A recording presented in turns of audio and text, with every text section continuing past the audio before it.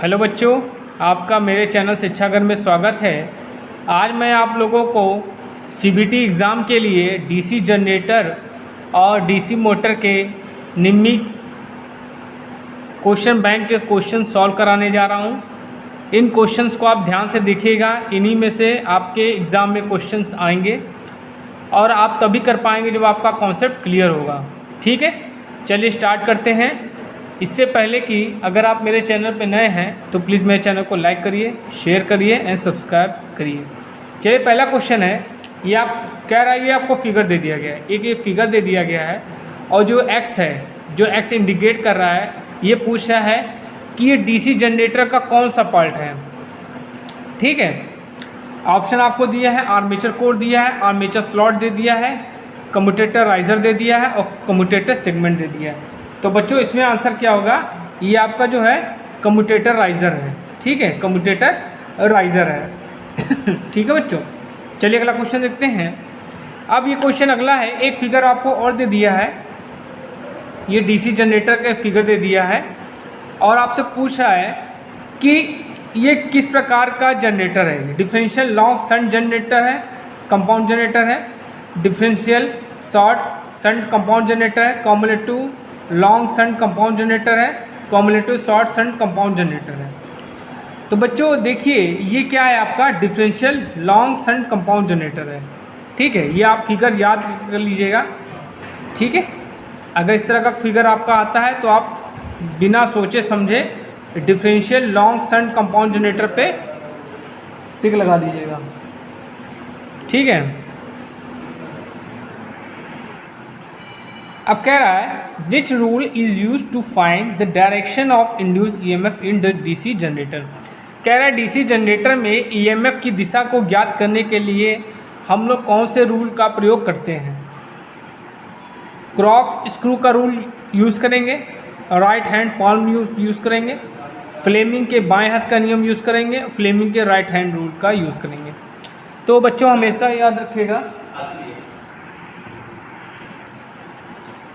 तो बच्चों देखिए, हमेशा याद रखिएगा, आपका डीसी जनरेटर में फ्लेमिंग का, डीसी जनरेटर में आपका फ्लेमिंग के राइट हैंड यूज़ होगा और डीसी मोटर में आपका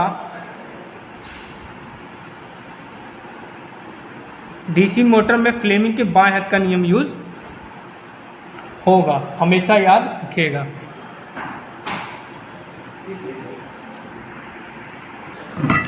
अब देखिए अगला क्वेश्चन है, which formula is used to calculate the generated EMF in DC generator. देखिए कुछ बातें आप याद रखिएगा हमेशा।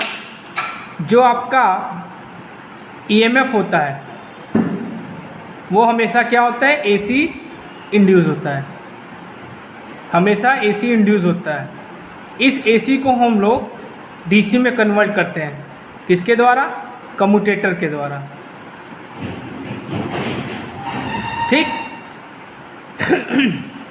और इसका जो फॉर्मूला होता है, इसका फॉर्मूला होता है E is equal to 5 ZPN by 60A।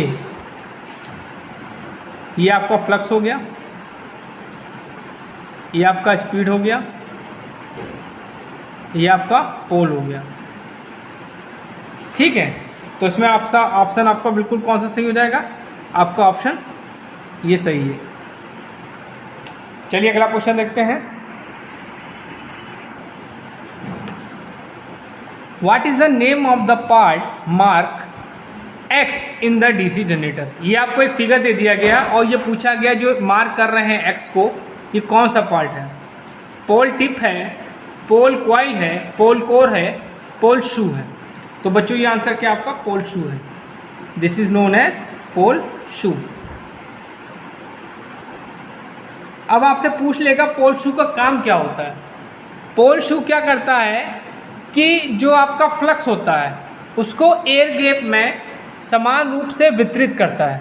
ठीक है, ये काम आपका क्या होता है, पोल शू का होता है। पोल शू ऐसा बना होता है, देख रहे हैं आप, ऐसे बना दिखा दिया है और देखेंगे आप तो पोल शू ऐसे बना होता है, कुछ इस तरह पोल शू बना होता है। ठीक है, चलिए अगला क्वेश्चन देखते हैं। ये आपको एक फिगर दे दिया गया, फिगर वाले बच्चों क्वेश्चन जरूर देख लीजिएगा क्योंकि प्योरिटी उनकी ज़्यादा बनती है पूछे जाने की।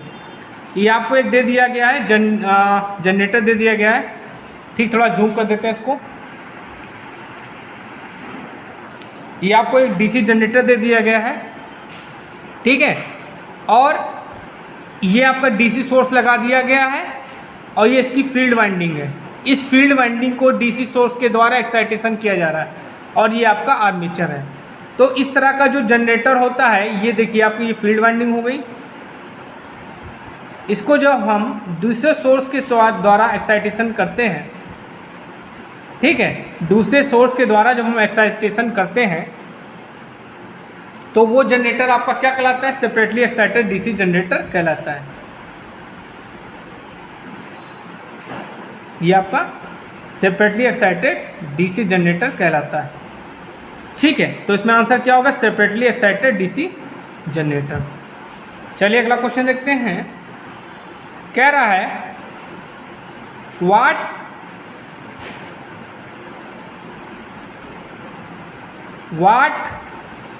विच energy is converted to electrical energy by generator. कह रहा है कि इलेक्ट्रिकल कौन सी एनर्जी जो है जनरेटर के द्वारा इलेक्ट्रिकल एनर्जी में कन्वर्ट होती है। तो देखिए जनरेटर जो होता है, ऑप्शन देख लीजिए आप, हीट है, काइनेटिक है, केमिकल, मैकेनिकल है। तो देखिए डीसी जनरेटर जो होता है वो क्या करता है, ये आपका जनरेटर हो गया। तो डीसी जनरेटर होता है, ये क्या करता है, आपकी मैकेनिकल एनर्जी को किसमें कन्वर्ट करता है? इलेक्ट्रिकल एनर्जी में।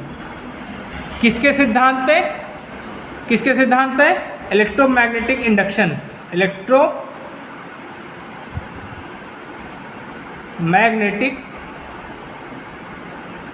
इंडक्शन। फैराडे के इलेक्ट्रोमैग्नेटिक इंडक्शन के सिद्धांत पे ये क्या करता है? मैकेनिकल एनर्जी को इलेक्ट्रिकल एनर्जी में कन्वर्ट कर देता है। चलिए अगला क्वेश्चन देखते हैं। देखिए आपको फिगर दे दिया गया है, पूछा what is the name of DC generator field coil. ठीक है, अब ये कह रहा है कि कौन सा डीसी जनरेटर फील्ड कॉइल, ये जो फील्ड कॉइल है ये किस जनरेटर की है? Short shunt compound generator, long shunt compound generator, differential compound generator, cumulative compound generator. तो बच्चों इसमें आंसर क्या होगा आपका? Cumulative compound generator. ठीक है, चलिए अगला क्वेश्चन देखते हैं। देखिए क्वेश्चन पूछ भी लिया गया है, what is the principle of DC generator. देखिए क्वेश्चन भी पूछ लिया गया है कि डीसी जनरेटर का प्रिंसिपल क्या है? कॉक्स का रूल है, फ्लेमिंग लेफ्ट हैंड रूल है, फ्लेमिंग राइट हैंड रूल है, Faraday law of electromagnetic induction, Faraday का इलेक्ट्रोमैग्नेटिक इंडक्शन का रूल है। तो मैंने आपको बताया कि जो जनरेटर होता है वो फैराडे के इलेक्ट्रोमैग्नेटिक इंडक्शन पे काम करता है। तो आपका ये ऑप्शन बिल्कुल सही है। अब कह रहा है how interpoles are connected in a DC generator. Interpoles कैसे कनेक्ट होते हैं डीसी जनरेटर में, ये क्वेश्चन आपसे पूछ रहा है। पहला ऑप्शन दिया है in series with armature, in parallel with armature, in series with shunt field, in parallel with shunt field. तो बच्चों आंसर क्या होगा इसमें? In series with armature, armature के सीरीज में हम कनेक्ट करते हैं। चलिए अगला क्वेश्चन देखते हैं। कह रहा है what is the necessity of a residual magnetism in a self excitation DC generator. ठीक है, क्या? Build up the voltage, reduce the magnetic field current, reduce the armature current, maintain constant output voltage. तो देखिए क्या है कि residual magnetism का क्या काम है, ये पूछा आपसे। तो क्या करता है? ये बिल्डअप करता है वोल्टेज। चलिए अगला क्वेश्चन देखते हैं। Which are the 2 points that the brush counter resistance measured in DC machine। ठीक है, कह रहा है कि वो कौन से 2 पॉइंट्स हैं जिनकी सहायता से हम डीसी जनरेटर के मशीन का ब्रश का रेजिस्टेंस मेजर करते हैं। Resistance between the opposite brush, resistance between the brush and commutator, resistance between brush and commutator, resistance between brush and armature conductor. तो बच्चों आंसर क्या होगा? Resistance between brush and commutator. देखिए अब अगला क्वेश्चन है, ये आपको फिगर दे दिया गया है, ठीक है, ये आपको एक फिगर दे दिया गया, ठीक, ये आपको एक फिगर दे दिया गया है। ये आपका क्या दिया गया है? ये टर्मिनल वोल्टेज है और ये आपका क्या है? लोड करंट है। टर्मिनल वोल्टेज और ये आपका लोड करंट है, IL है। अब ये पूछ रहा है कि ये जो x पार्ट है, ये जो आपका x पार्ट है, ये किसको रिप्रेजेंट करेगा, ठीक है। तो ये जो x पार्ट है ये करता है आपका आर्मेचर रिएक्शन ड्रॉप को रिप्रेजेंट करता है, आर्मेचर रिएक्शन ड्रॉप। तो इसमें आंसर क्या होगा? Armature reaction drop. चलिए अगला क्वेश्चन देखते हैं। What is the name of the compound generator if the shunt field is connected in parallel with the armature? ठीक है, देखिए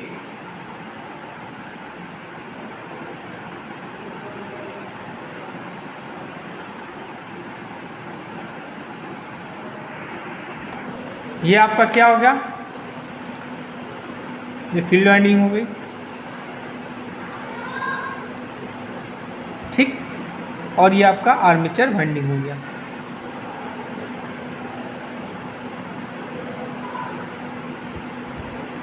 ठीक, अब इसके पैरेलल में हमने ये फील्ड वाइंडिंग कनेक्ट कर दी, ठीक, ये आपका लोड हो गया। अब पूछ रहा है कि ये जनरेटर जो है ये कौन सा जनरेटर है? तो देखिए ये बच्चों जनरेटर होगा आपका short shunt compound generator, short shunt compound generator, ठीक है। कह रहा है कि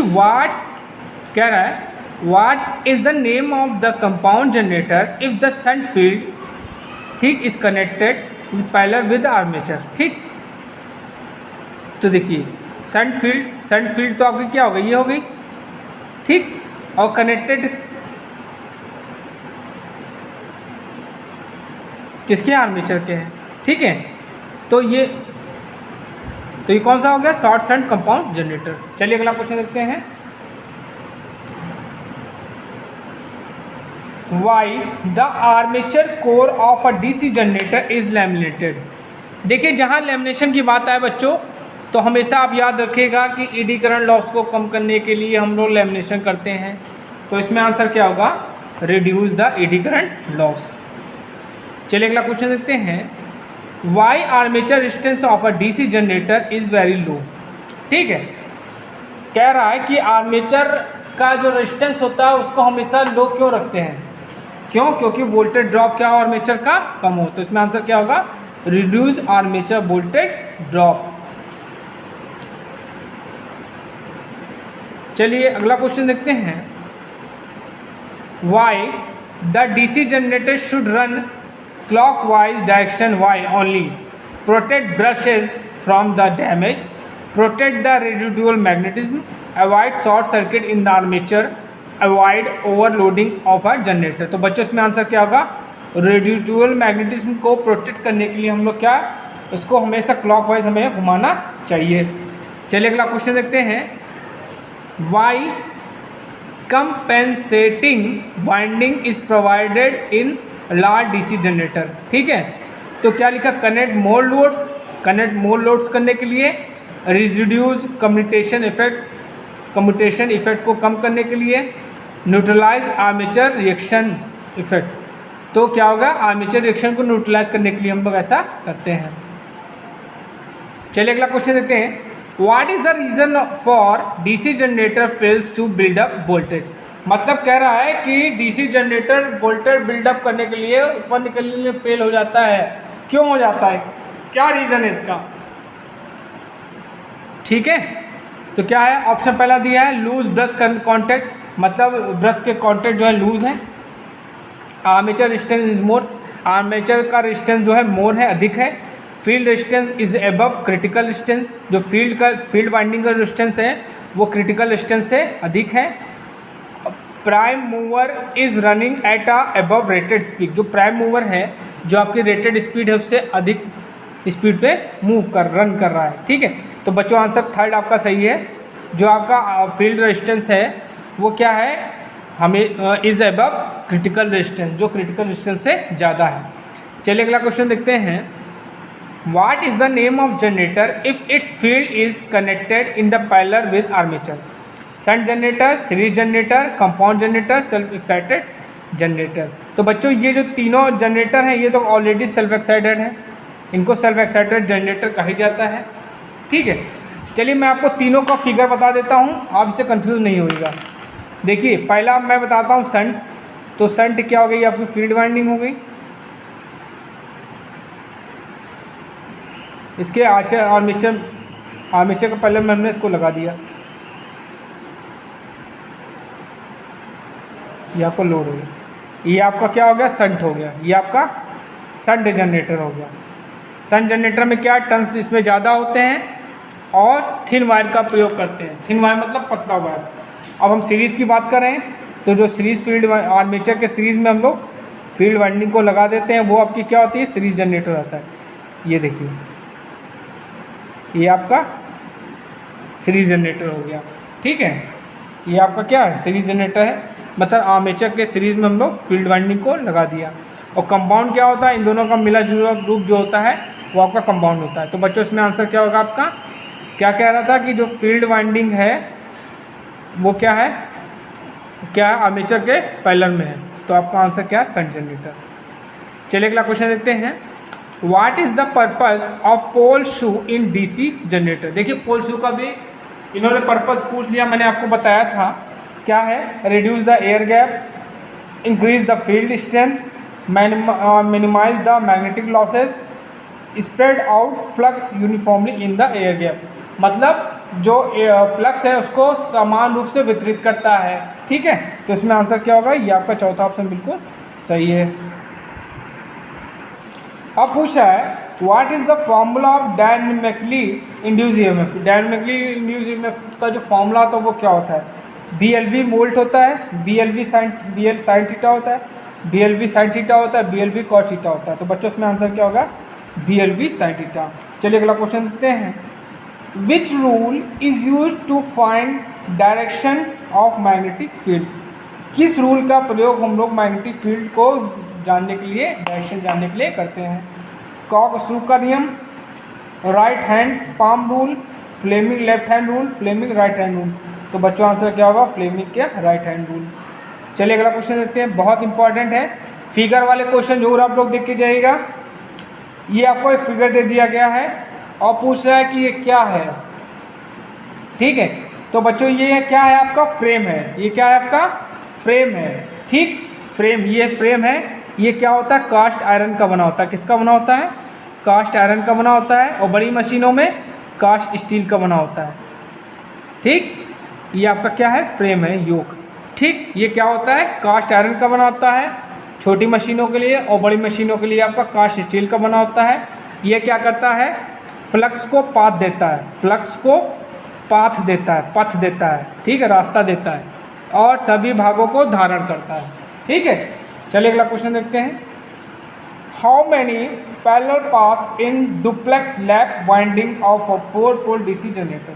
ठीक है, कह रहा है कि डुप्लेक्स वेव वाइंडिंग होती है, उसमें कितने पैरेलल पाथ होंगे? ठीक है, 4 होंगे, 6 होंगे, 8 होंगे, 12 होंगे। तो बच्चों इसमें क्या होगा, 8 होंगे।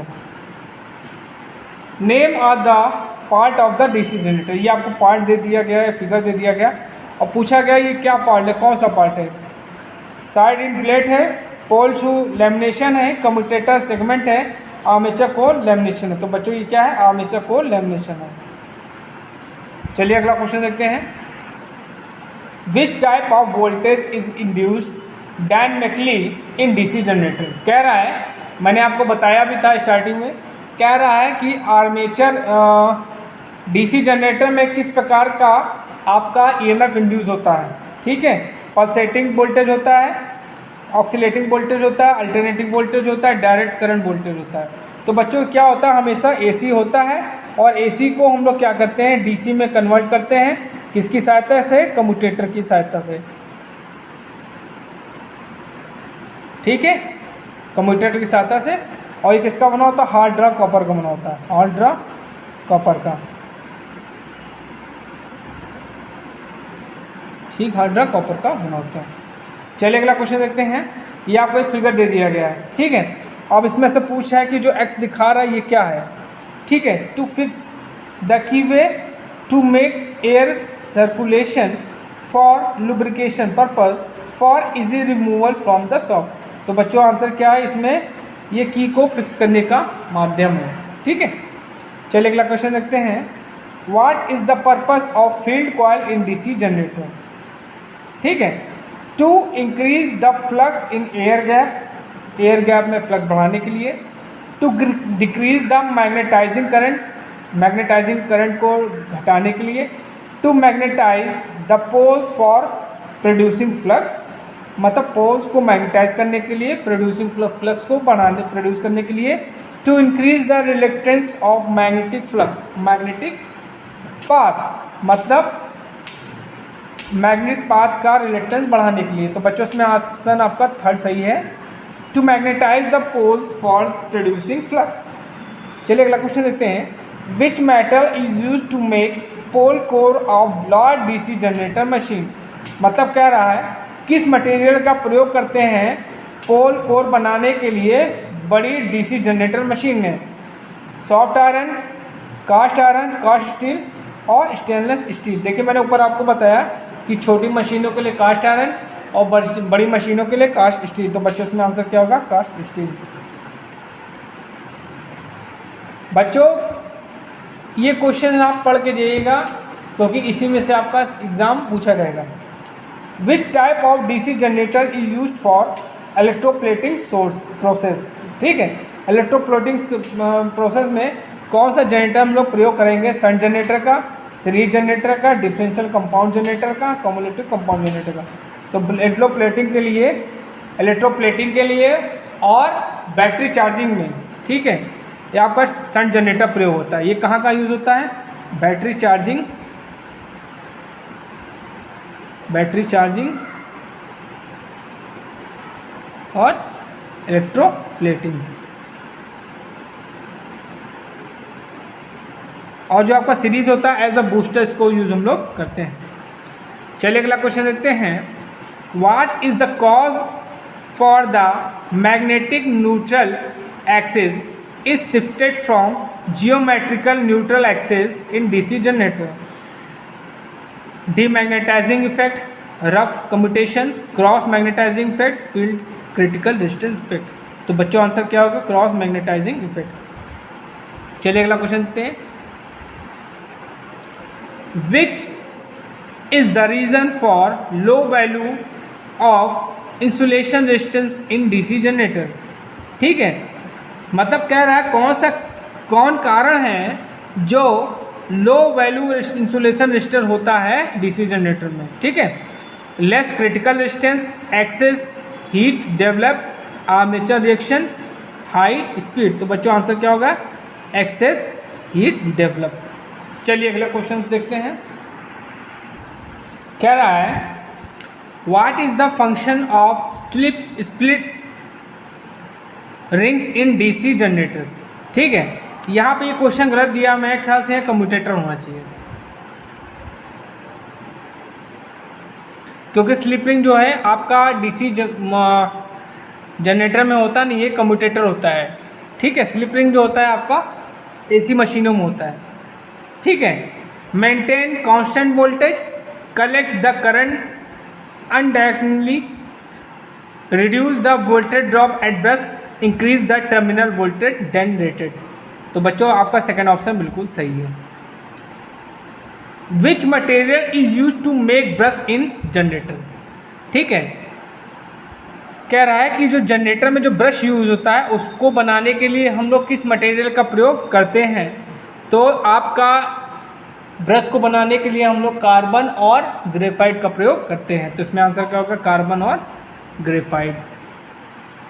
Y DC generator are losing their residual magnetism, कह रहा है कि डीसी जनरेटर अपने रेजिडुअल मैग्नेटिज्म या अवशिष्ट चुंबकत्व को क्यों खो रहे हैं।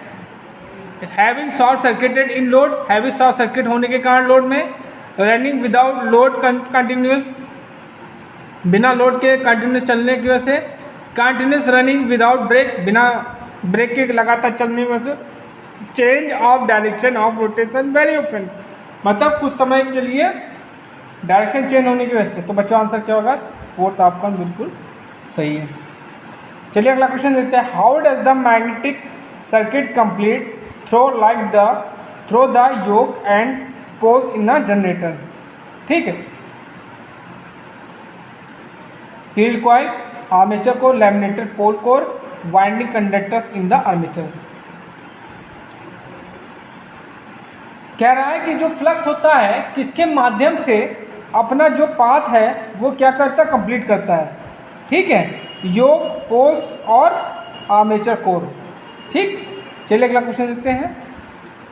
Why the terminal voltage decrease if the load increase in DC generator, shunt generator, because of armature reaction effect, due to increase in armature resistance, because of brush voltage drop decrease, due to increase in short field inductance। तो बच्चों answer पहला option बिल्कुल सही है।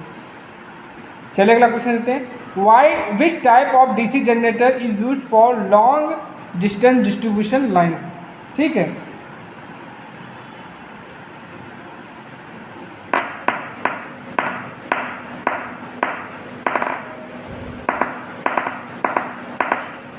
तो बच्चों इसमें answer थोड़ा हमें इसमें यहाँ पे हम लोग क्या करेंगे, इसमें हम लोग आंसर लिखेंगे डीसी सीरीज जनरेटर का प्रयोग हम लोग करते हैं एज अ बूस्टर का यूज़ करते हैं। ठीक है,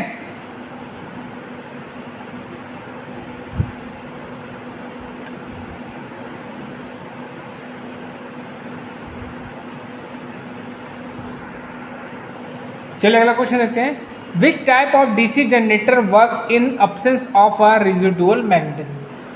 ठीक है, मतलब वो कौन सा ऐसा जनरेटर है जो रेजिडुअल मैग्नेटिज्म के ना होने पर भी काम करता है। Shunt generator, series generator, compound generator, separately excited generator. तो बच्चों ये जो तीन आपके जनरेटर हैं ये आपके सेल्फ एक्साइटेड जनरेटर क्या है, सेल्फ एक्साइटेड जनरेटर है। इनमें क्या होता है, ये क्या होता है, इनके अंदर क्या होता है, रेजिडुअल मैग्नेटिज्म का गुण होता है। ठीक है, लेकिन जो आपका सेपरेटली एक्साइटेड जनरेटर होता है इसकी फील्ड को एक्साइटेशन हम दूसरे सोर्स के द्वारा करते हैं। वो आपका सोर्स क्या हो सकता है, टरबाइन भी हो सकता है, आपका डीसी बैटरी भी हो सकता है, डीसी कोई मोटर भी हो सकती है। तो आंसर क्या होगा, सेपरेटली एक्साइटेड डीसी जनरेटर। चलिए अगला क्वेश्चन देखते हैं। Which type of DC generator is used for arc welding. कह रहा है कि आर्क वेल्डिंग में किस डीसी जनरेटर का प्रयोग हम लोग करते हैं। शंट जनरेटर करते हैं, सीरीज जनरेटर करते हैं, डिफरेंशियल कंपाउंड जनरेटर करते हैं, कॉम्युलेटिव कंपाउंड जनरेटर करते हैं। तो बच्चों आंसर क्या होगा, डिफरेंशियल कंपाउंड जनरेटर का प्रयोग करते हैं। और जो आपका कॉम्युलेटिव कंपाउंड जनरेटर है इसका प्रयोग हम लोग लिफ्ट में करते हैं। किस में करते हैं, लिफ्ट में करते हैं। चलिए अगला क्वेश्चन देखते हैं। What is the property of wave winding in DC generator. ठीक है, देखिए वेव वाइंडिंग कब हम लोग प्रयोग करते हैं, जब हम लोग को हाई वोल्टेज लो करंट चाहिए। ठीक है, तो इसमें आंसर क्या होगा, लो करंट हाई वोल्टेज। जहाँ पे हमको हाई वोल्टेज और लो करंट चाहिए वहाँ पे हम लोग वेव वाइंडिंग का प्रयोग करते हैं। और जहाँ हमको हाई करंट और लो वोल्टेज चाहिए, जहाँ पे हमको हाई करंट लो वोल्टेज चाहिए वहाँ पे हम लोग लैप बाइंडिंग यूज़ करते हैं। क्या, कौन सी वेव बाइंडिंग यूज़ करते हैं, लैप बाइंडिंग यूज़ करते हैं। ठीक है, ये भी याद रखिएगा। चलिए अगला क्वेश्चन देखते हैं। कह रहा है what is the purpose of resistance wire used in the commutator connection in DC generator. ठीक है, ये आपको जो वायर दिख रहे हैं इनका प्रयोग क्यों करते हैं। ठीक है, तो इसका ऑप्शन दिए maintain constant voltage, nullifying statically induced EMF, increasing statically induced EMF, smooth reversal of the current direction. मतलब रिवर्सल करने के लिए, करंट के डायरेक्शन को रिवर्सल करने के लिए स्मूथली इसका प्रयोग हम लोग करते हैं। ठीक, चले क्वेश्चन देखते हैं। Why solid poles shoes are used in DC generator. ठीक है, डीसी जनरेटर में हम लोग सॉलिड पोल शू का प्रयोग क्यों करते हैं? To reduce copper losses, to increase residual magnetism, मतलब रेजिडुअल मैग्नेटिज्म को बढ़ाने के लिए, to decrease residual magnetism, to reduce reluctance of the magnetic path. ठीक है, तो आंसर क्या होगा? To reduce reluctance of magnetic path. चलिए अगला क्वेश्चन देखते हैं। Which metal is use to make large capacity DC generator yoke? Cast iron, soft iron, aluminium, rolled steel. तो बच्चों आंसर क्या होगा? Rolled steel. What is the function of split ring in a DC generator? Supplies output continuously, make output in the unidirectional, make output in opposite direction. तो बच्चों answer second आपका बिल्कुल सही है। चलिए कुछ और क्वेश्चंस देखते हैं। चलिए अब हम डीसी मोटर के कुछ क्वेश्चंस देखते हैं। Which instrument is used to measure armature winding resistance? Armature winding के रेजिस्टेंस को किससे मेजर करते हैं? मेगर से, मल्टीमीटर से, series type, ohmmeter, Kelvin bridge. तो केल्विन ब्रिज का प्रयोग हम लोग, ठीक है, आर्मेचर वाइंडिंग रेजिस्टेंस को नापने के लिए करेंगे। Which instrument is use to test machine armature winding for short and open circuit? ठीक है, किसका प्रयोग हम लोग क्या करते हैं? किस इंस्ट्रूमेंट का प्रयोग करेंगे? आर्मेचर वाइंडिंग का शॉर्ट एंड ओपन सर्किट। ठीक, tong tester, internal growler, external growler, digital multimeter. तो बच्चों आंसर क्या होगा? External growler. चलिए अगला क्वेश्चन देखते हैं। ये आपको फिगर दे दिया गया है, ठीक है। अब ये आपसे पूछा कौन सा कंट्रोल मेथड है? ये फील्ड डाइवर्टर मेथड है, फील्ड टेपिंग मेथड है, वोल्टेज कंट्रोल मेथड है, आर्मेचर डाइवर्टर मेथड है। तो बच्चों ये आपका आर्मेचर डाइवर्टर मेथड है। चलिए अगला क्वेश्चन देखते हैं। Which formula is use to calculate the speed of the DC motor? N is equal to EB by 5, N is equal to 5 by EB, N is equal to EB 5 by 120 और N equal to EB 5 by, देखिए क्या होता है, EB is equal to होता है आपका 5 ZPN 60 by A, जिसमें आपका ये जो टर्म होता है, ये टर्म, ये कांस्टेंट होता है। तो ये हो जाएगा EB equal to K times 5N। तो अगर हम N की वैल्यू निकालेंगे तो ये हो जाएगा EB अपॉन 5। तो आपका पहला ऑप्शन बिल्कुल सही है। चलिए अगला क्वेश्चन देखते हैं। Which rule determine the direction of rotation of armature motor? ठीक है, देखिए मोटर की बात आ गई, तो मोटर में हमने क्या बताया था? फ्लेमिंग के बाएं हाथ का नियम यूज करेंगे। तो बच्चों आंसर क्या होगा आपका? फ्लेमिंग के लेफ्ट हैंड का रूल। अब ये पूछ रहा है कि ये कौन सी मोटर है? ये आपकी फील्ड वाइंडिंग हो गई, शंट वाइंडिंग, इसके आर्मेचर वाइंडिंग होगी। इस आर्मेचर के वाइंडिंग में पहले में एक फील्ड वाइंडिंग लगा दीजिए, तो ये आपका क्या होगा? शंट मोटर होगा। ठीक, और यहाँ पे अगर इस आर्मेचर के सीरीज़ में अगर हम यहाँ वाइंडिंग लगा दें तो ये आपका क्या हो जाएगा? सीरीज मोटर हो जाएगी। ठीक है, चलिए अगला क्वेश्चन देखते हैं। Which rule determine the direction of motion of a conductor in DC motor? तो बेटा डीसी मोटर में हमेशा फ्लेमिंग के लेफ्ट हैंड का ही प्रयोग करेंगे। तो इसमें भी आप जो है आंख मूंद के लेफ्ट हैंड रूल पे टिक लगा देंगे। चलिए अगला क्वेश्चन देखते हैं। What is the formula to calculate the current taken by the DC shunt motor armature? तो देखिए इसमें आंसर क्या होगा? देखिए E इज इक्वल टू क्या होता है? V माइनस IA RA होता है। ठीक,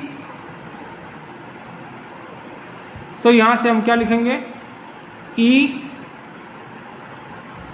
V प्लस IA RA होता है। EV इक्वल टू तो हो जाएगा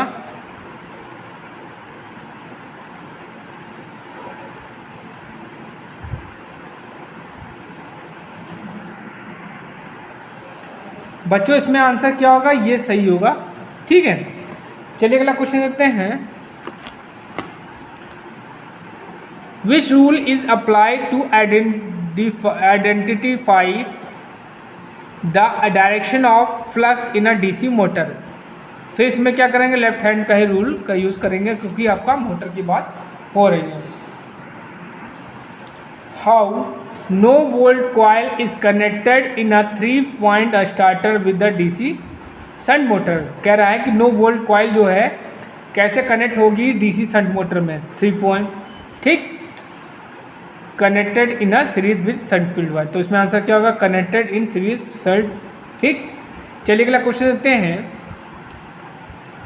विच speed control method is applied to obtain both below normal and above normal speed condition DC normal speed in DC motor.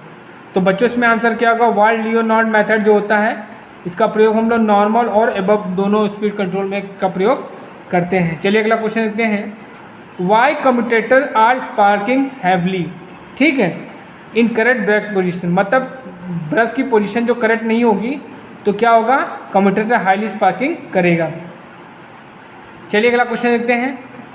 What is the action of a induced EMF in a running DC motor. ठीक है, तो देखिए जो आपका back EMF होता है वो क्या होता है, हमेशा सप्लाई वोल्टेज का अपोज करता है, विरोध करता है। तो इसमें आंसर क्या होगा, supply oppose the applied voltage. ठीक, अब ये कह रहा है, ये आपको एक फिगर दे दिया गया है। ठीक है, which motor has a this characteristic curve. ठीक, ये आपको स्पीड दे देगी और आपका टॉर्क दे दिया गया। ठीक, और जो इसमें रिलेशन होता है क्या होता है,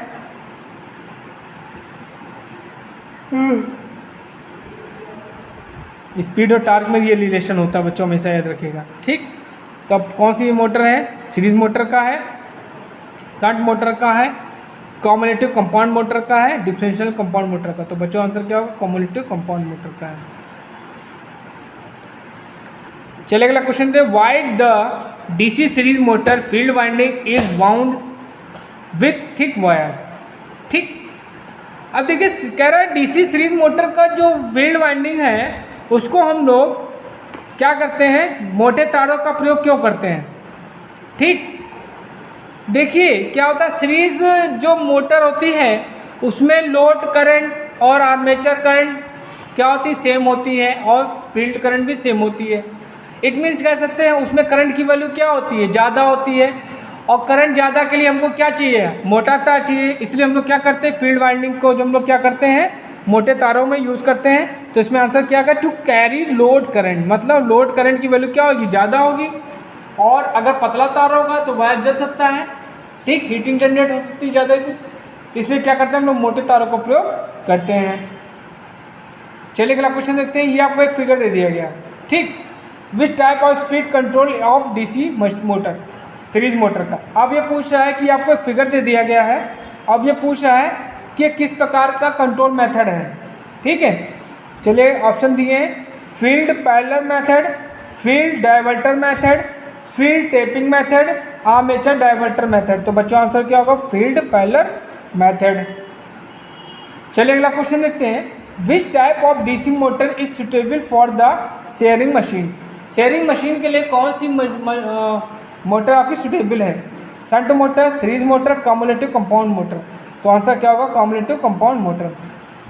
चलिए अगला क्वेश्चन देखते हैं। Where DC compound motor are preferred. DC compound motor को हम लोग कहाँ प्रेफर्ड करते हैं, constant load requirements, constant speed requirement, high starting torque requirement, constant speed under varying load requirement. तो बच्चों आपका चौथा ऑप्शन बिल्कुल सही है। चलिए अगला क्वेश्चन देखते हैं। Which type of DC motor is started with 2 point starter. ठीक है, देखो 3 पॉइंट में हम लोग शंट मोटर यूज़ करेंगे। 3 पॉइंट स्टार्टर जो होता है उसमें हम लोग कंपाउंड और शंट का प्रयोग करते हैं। तो इसमें क्या होगा, आपका डीसी सीरीज मोटर हो जाएगी। चलिए अगला क्वेश्चन देखते हैं। Which type of instrument is use to test the armature winding. Armature winding के लिए हम लोग कौन सा इंस्ट्रूमेंट यूज़ करते हैं, ये पूछ रहा है। ग्लोवर का यूज़ करते हैं, मल्टीमीटर का यूज़ करते हैं, मेगर करते हैं, ओ मीटर का। तो बच्चों आंसर क्या होगा? ब्लोअर का करते हैं।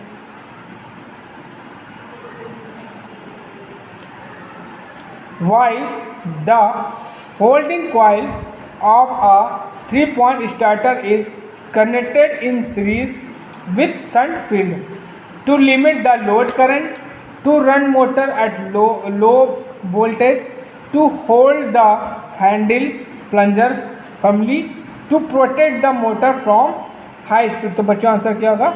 To protect the motor from high speed। What is the purpose of series resistor connected with holding coil in a DC 4-point starter?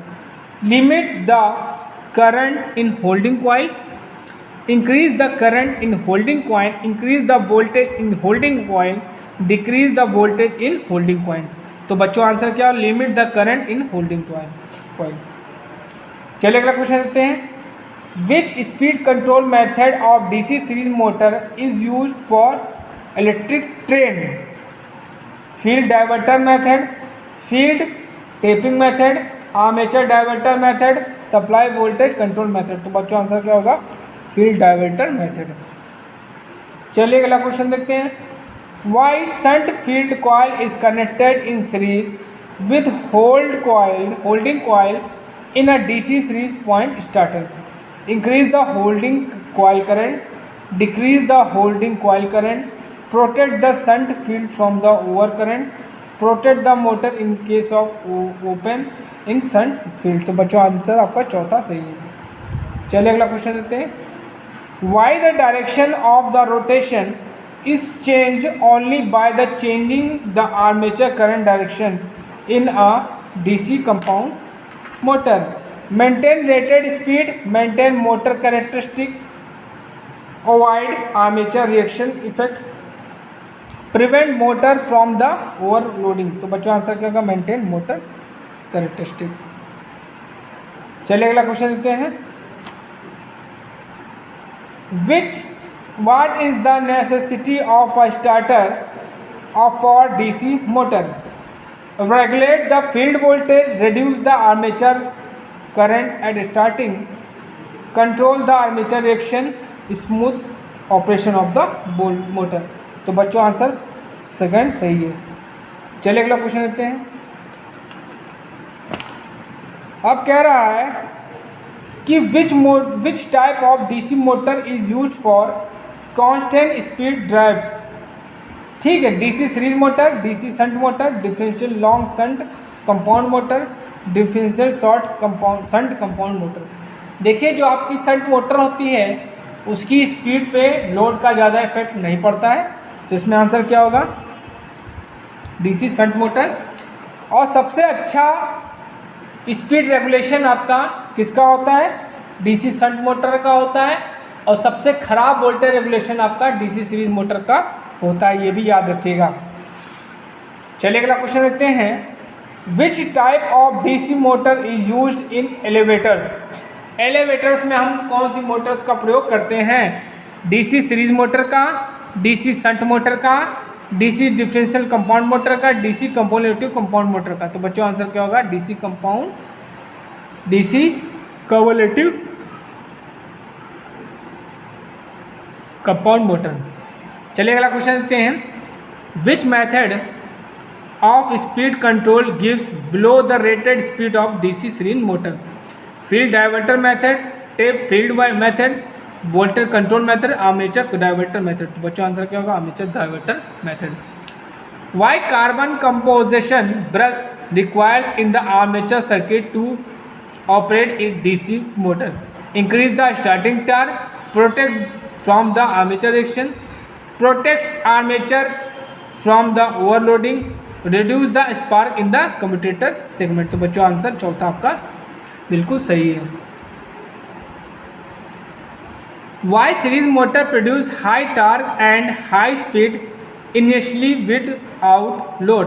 absence of back EMF, load current flow through the field winding, armature current and field। तो बच्चों answer क्या हो गया? absence of the back EMF। चलिए अगला question देखते हैं। Why series motor produce, ये तो हो गया।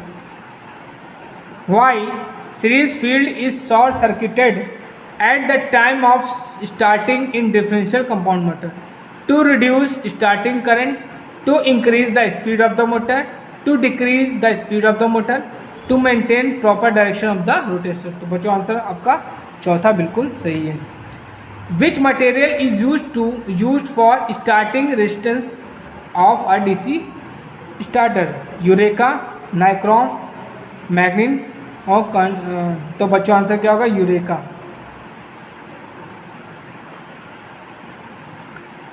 चलिए लास्ट क्वेश्चन देखते हैं। Which DC compound motor is operated at constant speed under varying load?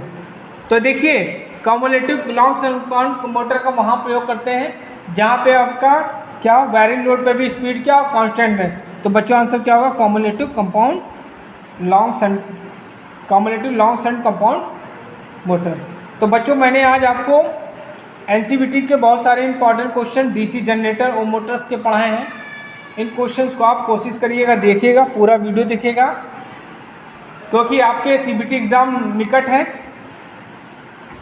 और अगर आप मेरे चैनल पर नए हैं तो प्लीज़ मेरे चैनल को लाइक करिए, शेयर करिए एंड सब्सक्राइब करिए, जिससे आपके और आपके फ्रेंड्स का भला हो सके। Thank you. हेलो बच्चों, आपका हमारे चैनल शिक्षागर में स्वागत है। जैसा कि आप लोगों के सीबीटी एग्ज़ाम होने वाले हैं,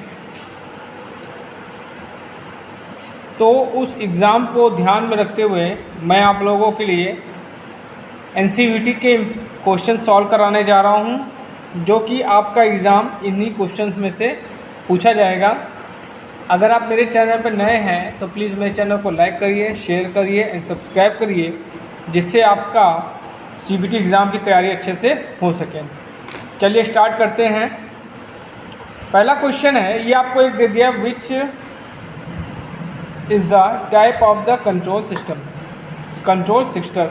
सर्किट पूछा आपसे। ये आपको एक फिगर दे दिया गया है और ये आपसे पूछ रहा है कि ये किस प्रकार का कंट्रोलिंग सर्किट है। इंचिंग कंट्रोल है, ऑन रिमोट कंट्रोल है, ऑफ रिमोट कंट्रोल है, फॉरवर्ड एंड रिवर्स कंट्रोल है। तो बच्चों ये क्या है?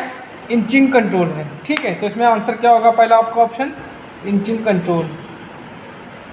ठीक है, चलिए अगला क्वेश्चन देखते हैं। एक आपको स्टार्टर का फिगर दे दिया गया है। ठीक है, एक आपको स्टार्टर का फिगर दे दिया गया है और ये पूछ रहा है कि इस स्टार्टर का क्या नाम है। ठीक है, ये आपका क्या है? ऑप्शन दिए हैं इन्होंने, direct online starter, auto transformer starter, semi automatic star delta starter, fully automatic star delta starter. तो बच्चों ये जो आपको फिगर दिया है ये आपका ऑटो ट्रांसफार्मर स्टार्टर है। सॉरी, ये आपका ऑटो ट्रांसफार्मर स्टार्टर है। ठीक है, इसमें क्या है? ऑटो ट्रांसफार्मर का प्रयोग किया गया है और जो ऑटो ट्रांसफार्मर स्टार्टर है ये आपका 20 HP से ऊपर की मोटरों के लिए इस स्टार्टर को हम लोग प्रयोग करते हैं। ये भी आपको पता होना चाहिए। चलिए अगला क्वेश्चन देखते हैं। विद एसी मोटर के स्टेटर में कुल विद्युत डिग्री की गणना करने के लिए किस सूत्र का उपयोग किया जाता है? ठीक है, तो क्या होगा? पहला ऑप्शन दिया है, total electrical degree is equal to 180 upon number of slots. Total electrical degree equal to 180 into number of slots. Total electrical degree equal to 180 upon number of poles. और चौथा दिया है total electrical degree equal to 180 into number of poles. तो बच्चों यही आपका option बिल्कुल सही है। ठीक है, ये आपका ऑप्शन बिल्कुल सही है। चलिए अगला क्वेश्चन देखते हैं।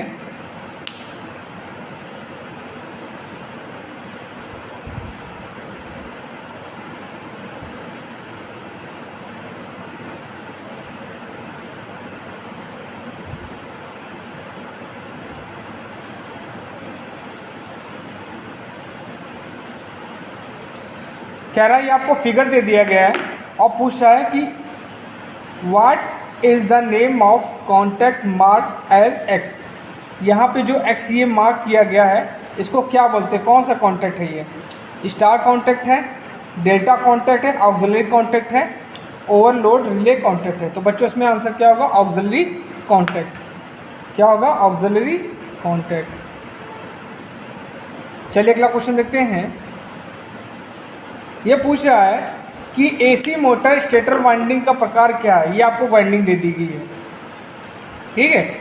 अब आपसे पूछ रहा है कि ये कौन से प्रकार की वाइंडिंग है। Single layer basket winding, double layer basket winding, involute coil winding, diamond coil winding. तो बच्चों आंसर क्या होगा? Single layer basket winding. चलिए अगला क्वेश्चन देखते हैं। एक आपको सर्किट दे दिया गया है, which operation the control circuit is used. ठीक है, कह रहा है कि किस कंट्रोल सर्किट का यूज़ किया गया है। ये आपको एक फिगर दे दिया गया है। अब ये पूछा कौन सा ये कंट्रोल सर्किट है। चलिए इसके ऑप्शन देख लेते हैं।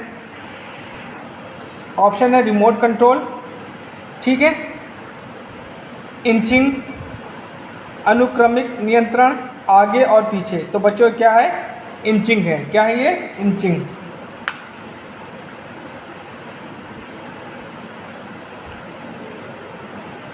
चलिए अगला क्वेश्चन देखते हैं।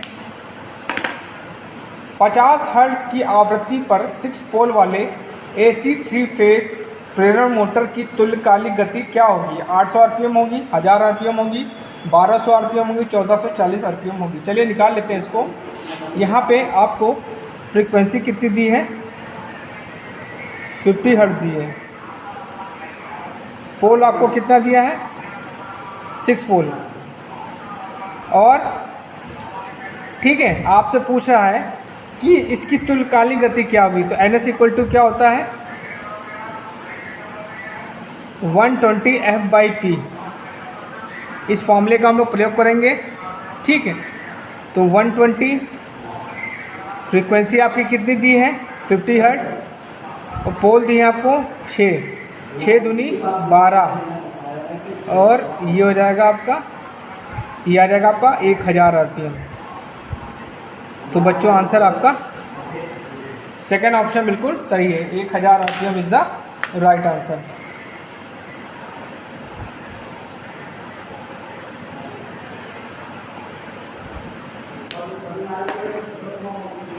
चलिए अगला क्वेश्चन देखते हैं। 3 कला इंडक्शन मोटर में प्रतिशत स्लिप की गणना कीजिए जिसमें 50 हर्ट्ज की आवृत्ति के साथ 6 पोल हैं जो 960 RPM की वास्तविक गति से घूम रहे हैं। तो चलिए इसको सॉल्व करते हैं बच्चों। देखिए यहाँ पे आपको फ्रीक्वेंसी कितनी दी है? 50 हर्ट्ज। पोल कितने दिए हैं? 6। और जो आपको NR की वैल्यू कितनी दी है? 960 RPM। तो पहले हम NS निकालेंगे। तो NS इक्वल टू क्या हो जाएगा? 120 F/P। तो 120 F कितना दिया आपको? 50 हर्ट्ज। और पोल्स आपको कितने दिए? 6। तो ये आपका आ जाएगा 1000 RPM, जो ऊपर मैंने हमने निकाला है, ठीक है। अब स्लिप परसेंट इक्वल टू क्या होता है? देखिए स्लिप परसेंट इक्वल टू होता है NS minus NR upon NS into 100। तो NS कितनी है आपकी? 1960 बटे 100,000 इंटू 100। तो इसमें सॉल्व करेंगे तो ये आ जाएगा आपका 40 बटे 1000 इंटू 100। ये कैंसिल हो गया। तो आपका आंसर आएगा 4%। स्लिप आपकी कितनी आ जाएगी? 4%। तो इसमें बच्चों आंसर आपका 4% इज द राइट आंसर।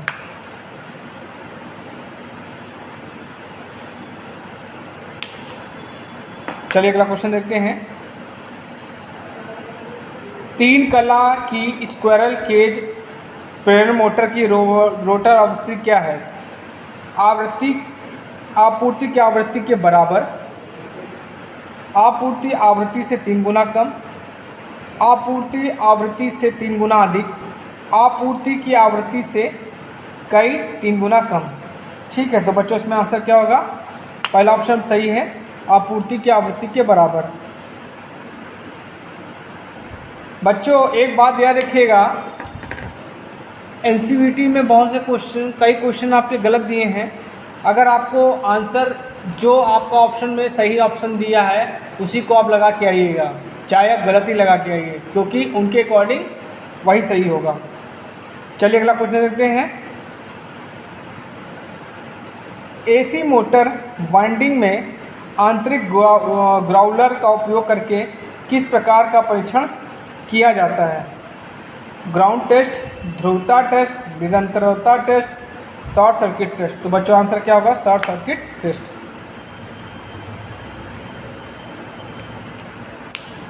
चलिए अगला क्वेश्चन देखते हैं। अपने रोटर पथ से 3 कला स्क्विरल केज प्रेरण मोटर की गति को नियंत्रित करने के लिए कौन सी विधि आरोपित की जाती है? कैस्केड संचालन, आरोपित वोल्टेज बदल रहा है, आरोपित आवृत्ति में परिवर्तन, ध्रुव की संख्या बदलना। तो बच्चों इसमें आंसर क्या होगा? तो बच्चों इसमें आंसर क्या होगा? कैस्केड संचालन। देखिए जो बच्चों कैस्केड होता है इसको सोपानी मेथड भी बोलते हैं। क्या करते हैं इसको? क्या करते हैं इसको? हम लोग सोपानी मेथड भी बोलते हैं। ये भी आप याद रखिएगा। स्टार्टर वाइंडिंग शॉर्ट और ओपन फॉल्ट का परीक्षण करने के लिए किस उपकरण का प्रयोग किया जाता है? टॉन्ग टेस्टर का, आंतरिक ग्राउलर का, बाहरी ग्राउलर का, डिजिटल ग्राउलर का। देखिए इससे पहले क्वेश्चन में मैंने आपको बताया था कि जो आपका आंतरिक ग्राउलर होता है वो शॉर्ट सर्किट टेस्ट को मापता है। ठीक है, ठीक। तो बच्चों इसमें आंसर क्या होगा? आंतरिक ग्राउलर। चलिए अगला क्वेश्चन देखते हैं। ब्लॉक रोटर टेस्ट परीक्षण द्वारा 3 फेज इंडक्शन मोटर का कौन सा नुकसान निर्धारित किया जाता है? देखिए ब्लॉक रोटर टेस्ट जो होता है ये आपका ट्रांसफार्मर के शॉर्ट सर्किट टेस्ट के समान होता है। ठीक है, जो आपका देखिए ट्रांसफार्मर का जो शॉर्ट सर्किट टेस्ट होता है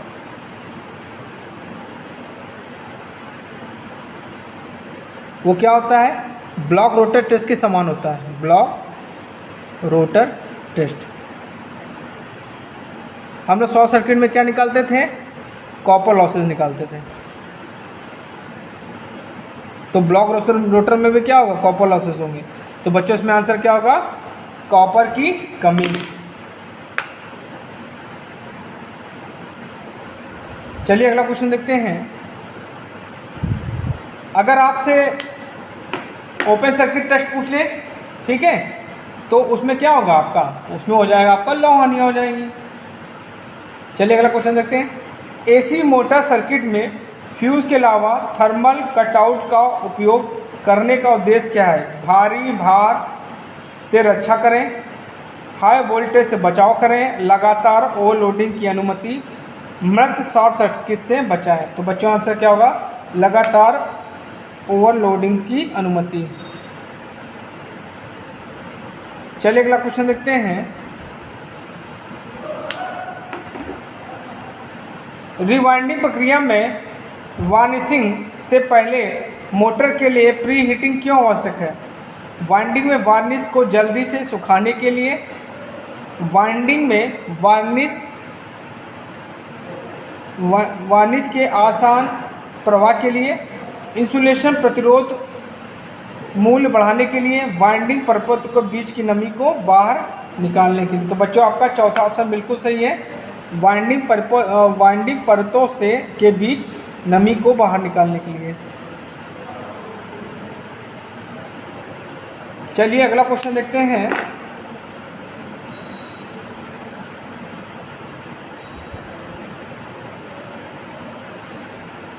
परिवर्तित गति पर उच्च प्रारंभिक टॉर्क प्रदान करने के लिए किस प्रकार की मोटर का उपयोग किया जाता है? यूनिवर्सल मोटर, स्थायी संधारित्र motor, 3 phase slip ring induction motor, 3 phase एकल स्क्विरल केज इंडक्शन मोटर। तो बच्चों आंसर क्या होगा आपका? 3 phase slip ring induction motor.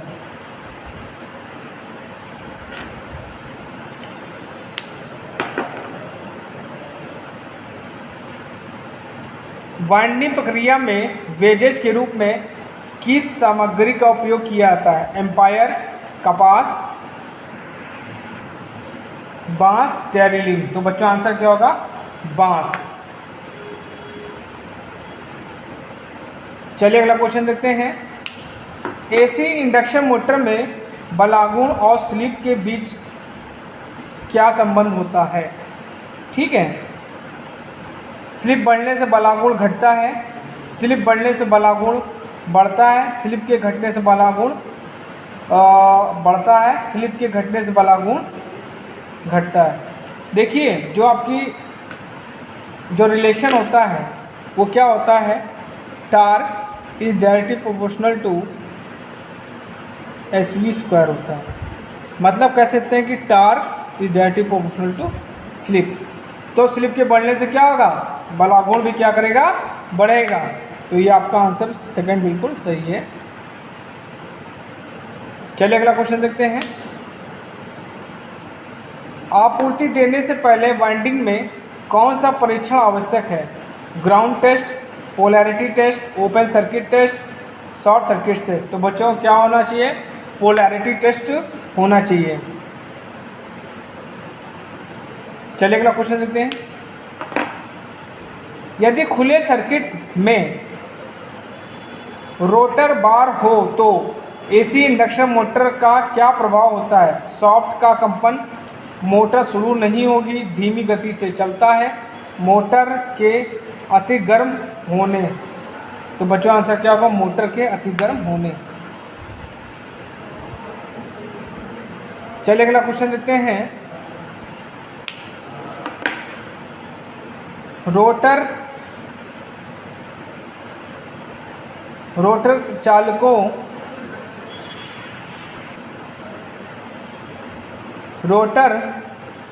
चालकों को 3 फेज मोटर में थोड़ी तिरछी स्थिति में क्यों रखा जाता है? अधिकतम फ्लक्स उत्पन्न करें, स्ट्रे हानि कम करें, रोटर गति को स्थिर बनाए रखें, अधिक समान रोटर क्षेत्र और बलागुण का उत्पादन करें। तो बच्चों आंसर क्या होगा आपका? चौथा सही है, अधिक समान रोटर क्षेत्र और बलागुण का उत्पादन करें।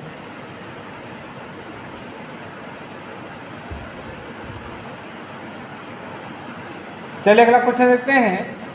एसी 3 फेज मोटरों के रिवाइंडिंग के लिए किस प्रकार के तार का उपयोग किया जाता है? Super enamelled copper wire, PVC cover copper winding wire, single कपास कवर कॉपर वायर, डबल कपास कवर तांबे के वायर तार। तो क्या होगा? Super enamelled copper wire. चलिए अगला क्वेश्चन देखते हैं। देखिए बच्चों फिर वही क्वेश्चन पूछ लिया गया है कि 3 फेज इंडक्शन मोटर के नो लोड टेस्ट में कौन सी हानियां निर्धारित होती है? तो मैंने आपको बताया था कि जो आपका इंडक्शन मोटर का नो लोड टेस्ट वो क्या होगा? ट्रांसफार्मर के ओपन सर्किट टेस्ट के समान होता है। ओपन सर्किट टेस्ट में हम लोग क्या निकालते हैं? लौ हानियाँ निकालते हैं। तो इसमें भी आंसर क्या होगा? लौ हानियाँ। इसमें आंसर क्या हो जाएगा? लौ हानियाँ। ठीक है, चलिए अगला क्वेश्चन देखते हैं। स्लिप रिंग इंडक्शन मोटर को वाउंड रोटर से क्यों फिट किया जाता है? ठीक है, स्लिप कम करना, गति को नियंत्रित करने के लिए, हानि को कम करने के लिए, उच्च स्टार्टिंग और रनिंग बलागुण पाने के लिए। तो बच्चों आंसर क्या होगा? उच्च और स्टार्टिंग टार्क को पाने के लिए हम लोग क्या करते हैं? ठीक है, स्लिप रिंग इंडक्शन मोटर को वाउंड रोटर से फिट किया जाता है। ठीक है, चलिए अगला क्वेश्चन देखते हैं। वाइंडिंग में कौन सा परीक्षण सचित्र है? अब ये आपसे पूछा है कि ये कौन सा टेस्ट है। तो बच्चे ये क्या है? पोलैरिटी टेस्ट है। ये आपको जो फिगर है ये आपका पोलैरिटी टेस्ट को इंडिकेट कर रहा है। तो उसमें आंसर क्या होगा? पहला आंसर बिल्कुल सही है, पोलैरिटी टेस्ट। बच्चों आप लोग फिगर वाले क्वेश्चन जरूर देख के जाइएगा, क्योंकि बहुत से क्वेश्चन आपके फिगर के भी आ सकते हैं। चलिए अगला क्वेश्चन देखते हैं। स्वचालित स्टार डेटा स्टार्टर में टाइमर का कार्य क्या है? ओवरलोड पर ट्रिप, पूर्व निर्धारित समय पर चालू करें, स्टार से डेल्टा में बदलें, पूर्व निर्धारित समय पर स्विच ऑफ करें। तो बच्चों आंसर क्या होगा? स्टार से डेल्टा में बदलें।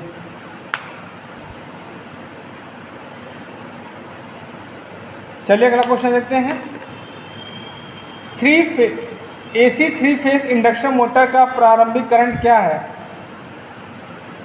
पूर्ण भार धारा का 1 से 2 गुना, पूर्ण भार धारा का 2 से 3 गुना, पूर्ण भार धारा का 4 से 5 गुना, पूर्ण भार धारा का 5 से 6 गुना। देखिए यहाँ पे आपसे I0 की वैल्यू पूछ रहा है, ठीक है। ट्रांसफार्मर में क्या था? 2% से लेकर 5% था, लेकिन यहाँ पे क्या है? पूर्ण भार धारा का 4 से 5 से 6 गुना होता है, ठीक है। पूर्ण धारा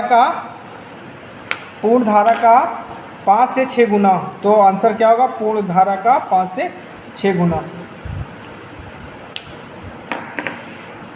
चलिए अगला क्वेश्चन पूछ रहा है कि 3 फेस इंडक्शन मोटर के इंसुलेशन प्रतिरोध को मापने के लिए किस उपकरण का प्रयोग किया था? देखिए जहाँ पे इंसुलेशन मेजरमेंट की बात आएगी वहाँ पे हमेशा याद रखिएगा आप मेगर का प्रयोग करेंगे। किसका याद रखेंगे याद? हमेशा आप मेगर का प्रयोग करेंगे। तो इसमें आंसर क्या होगा आपका? मेगर, ठीक है। चलिए अगला क्वेश्चन देखते हैं। AC वाइंडिंग में कंफिंग के लिए किस इंसुलेशन का उपयोग किया जाता है? ठीक है, फाइबर ग्लास टेप, चमड़े का कागज, एम्पायर फाइबर ग्लास टेप, कपड़े पर आधारित चिपकने वाला टेप। तो बच्चों आंसर क्या होगा? कपड़े पे आधारित चिपकने वाला टेप। चलिए अगला क्वेश्चन देखते हैं। 3 फेस मोटर स्टार्टर के साथ शामिल 2 कार्यात्मक सर्किट क्या है? Open circuit, short circuit, close circuit, open circuit, short circuit, close circuit, near circuit, power circuit. तो बच्चों आंसर क्या होगा? कंट्रोल सर्किट होता है और पावर सर्किट होता है। चलिए अगला क्वेश्चन देखते हैं। AC वाइंडिंग में कॉइल को क्या कहते हैं? श्रेणी में जुड़े घुमावों की संख्या, समांतर में जुड़े घुमावों की संख्या, 2 समान ध्रुवों के अंतर्गत घुमावों की संख्या, 2 असमान ध्रुवों के अंतर्गत घुमावों की संख्या। तो बच्चों आंसर क्या होगा? श्रेणी में जुड़े घुमावों की संख्या।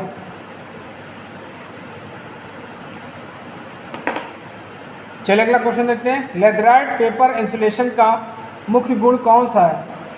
गैर मॉइस्चराइज्ड सामग्री, गैर हाइग्रोस्कोपिक, श्रेणी F इंसुलेशन के लिए बहुत अच्छा है, बेहतर एजिंग और परावैद्युत शक्ति। तो बच्चों आंसर चौथा आपका बिल्कुल सही है, बेस्ट एजिंग और परावैद्युत शक्ति।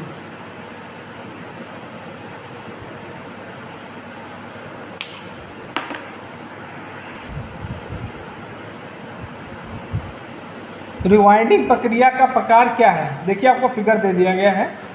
अब पूछा रिवाइंडिंग प्रक्रिया का प्रकार क्या है? हाथ से लपेटना, skein winding, former winding, machine winding. तो आंसर क्या होगा? हाथ से लपेटना।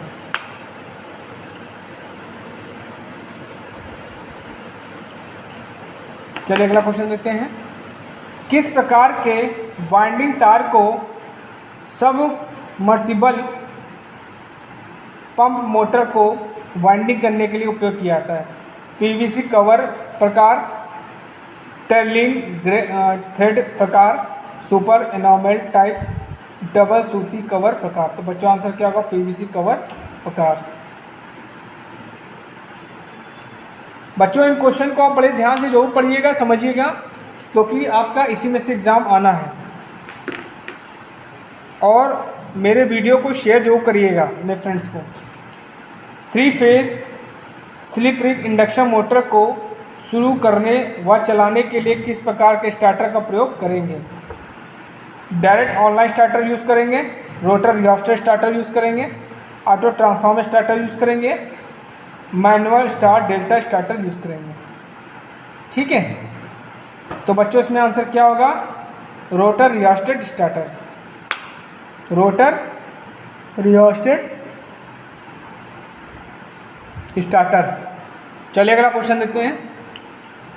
एसी मोटरों में लंबी कार्ड वाइंडिंग ना करने का क्या कारण है? कम दक्षता, कम शुरुआती बला गुण, अधिक वाइंडिंग तार की आवश्यकता, बढ़ी हुई ऊष्मा के नुकसान को नियंत्रित करें। तो बच्चों आंसर क्या होगा? अधिक वाइंडिंग की तार की आवश्यकता।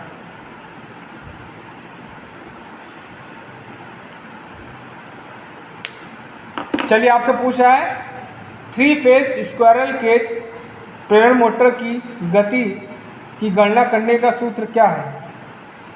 ठीक है, तो बच्चों पहला ऑप्शन बिल्कुल सही है, N slip equal to NS minus NR।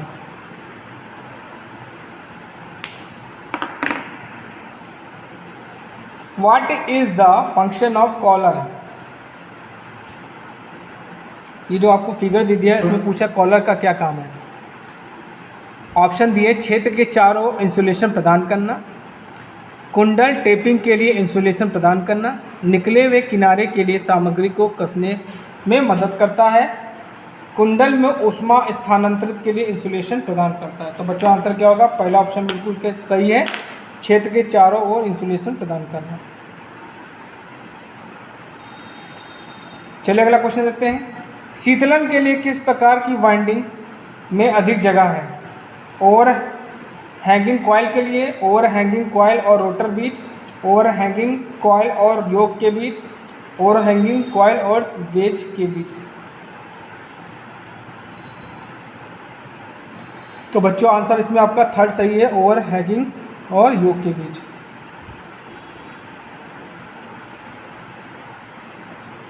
अगला क्वेश्चन है पैनल बोर्ड कहाँ उपयोग किए जाते हैं? औद्योगिक मोटर ड्राइव में, घरेलू वायरिंग सर्किट में, 3 फेज घरेलू वायरिंग में, AC व DC आपूर्ति के लिए लोड वितरण। तो बच्चों आंसर क्या होगा? 3 फेज घरेलू वायरिंग में।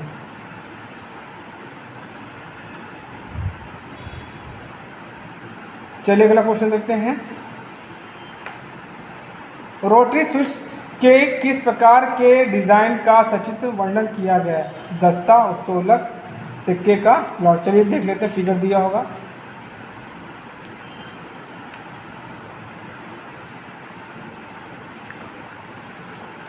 और कुंजी संचालक। तो बच्चों आंसर आपका उसमें क्या होगा? Coin slot. ठीक है, चलिए अगला क्वेश्चन देखते हैं। 3 phase slip ring induction motor शुरू करने के लिए रोटर प्रतिरोध स्टार्टर का उपयोग करने का उद्देश्य क्या है? देखिए, रोटर वोल्टेज कम करे, रोटर करंट को कम करे, बलागुण को बढ़ाए, बिजली की कमी को कम करे। तो बच्चों आंसर क्या होगा आपका? ऑप्शन आपका थर्ड सही है, बलागुण को बढ़ाए।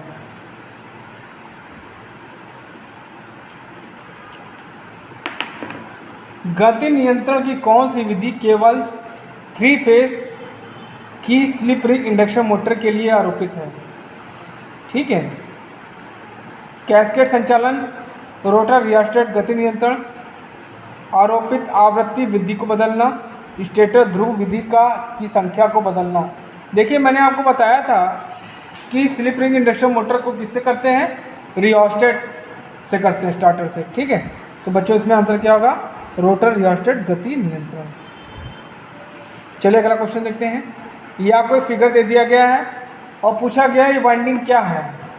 तिरछी वाइंडिंग है, स्कियन वाइंडिंग है, जटिल कुंडल वाइंडिंग है, हीरा कुंड वाइंडिंग है। तो बच्चों यहाँ क्या होगा? तिरछी वाइंडिंग।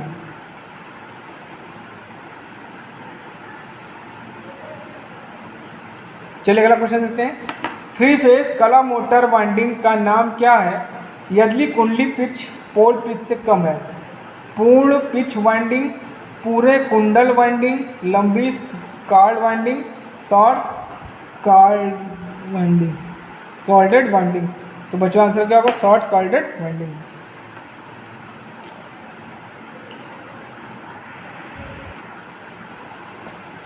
थ्री फेज सकेंद्रिक वाइंडिंग का अवगुण कौन सा है?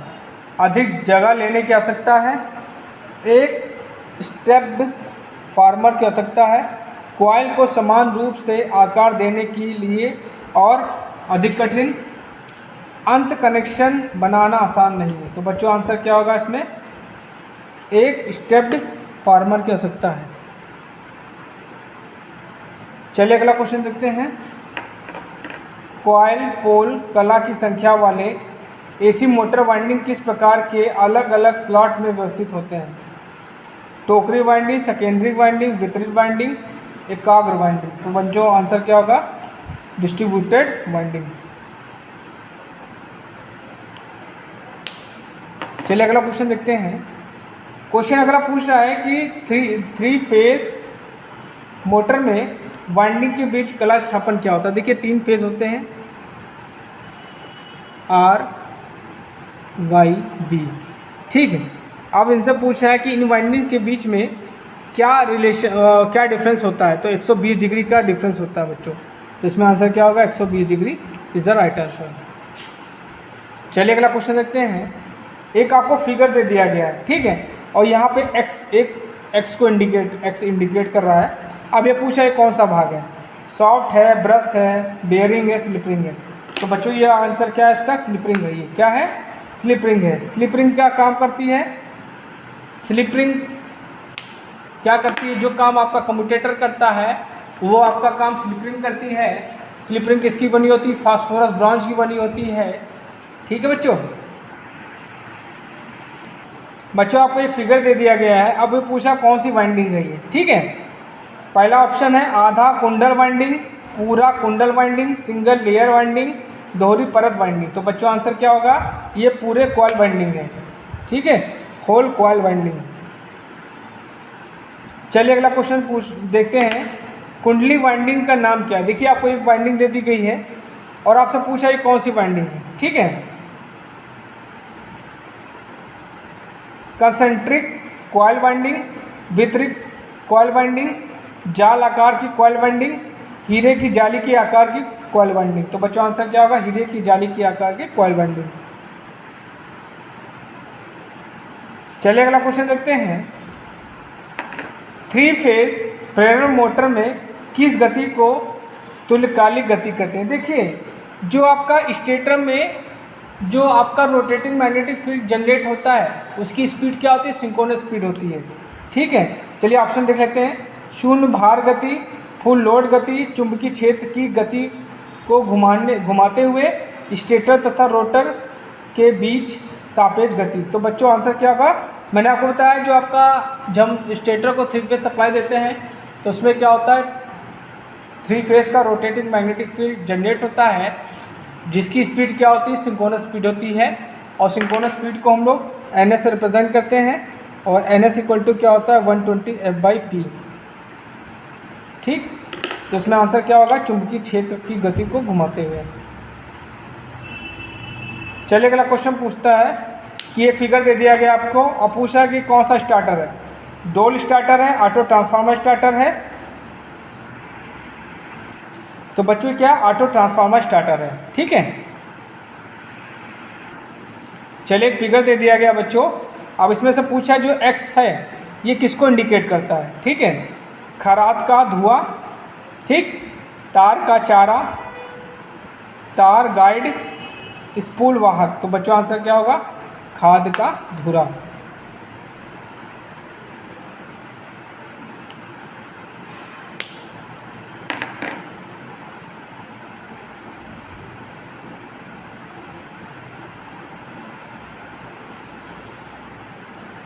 चलिए अगला क्वेश्चन देखते हैं। 6 पोल स्टेटर मोटर की विद्युत डिग्री क्या है? 360 डिग्री है, 720 है, 1080 है, 1440 है। तो बच्चों आंसर क्या होगा? 1080।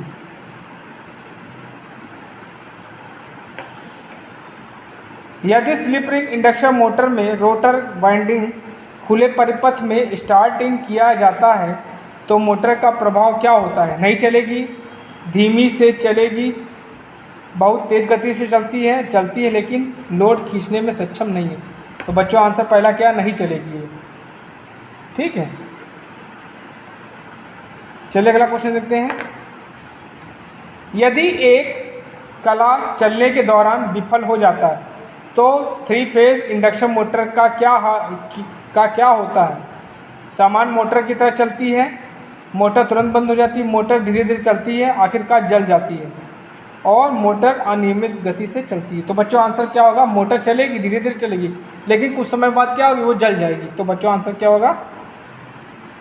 थर्ड ऑप्शन बिल्कुल सही है।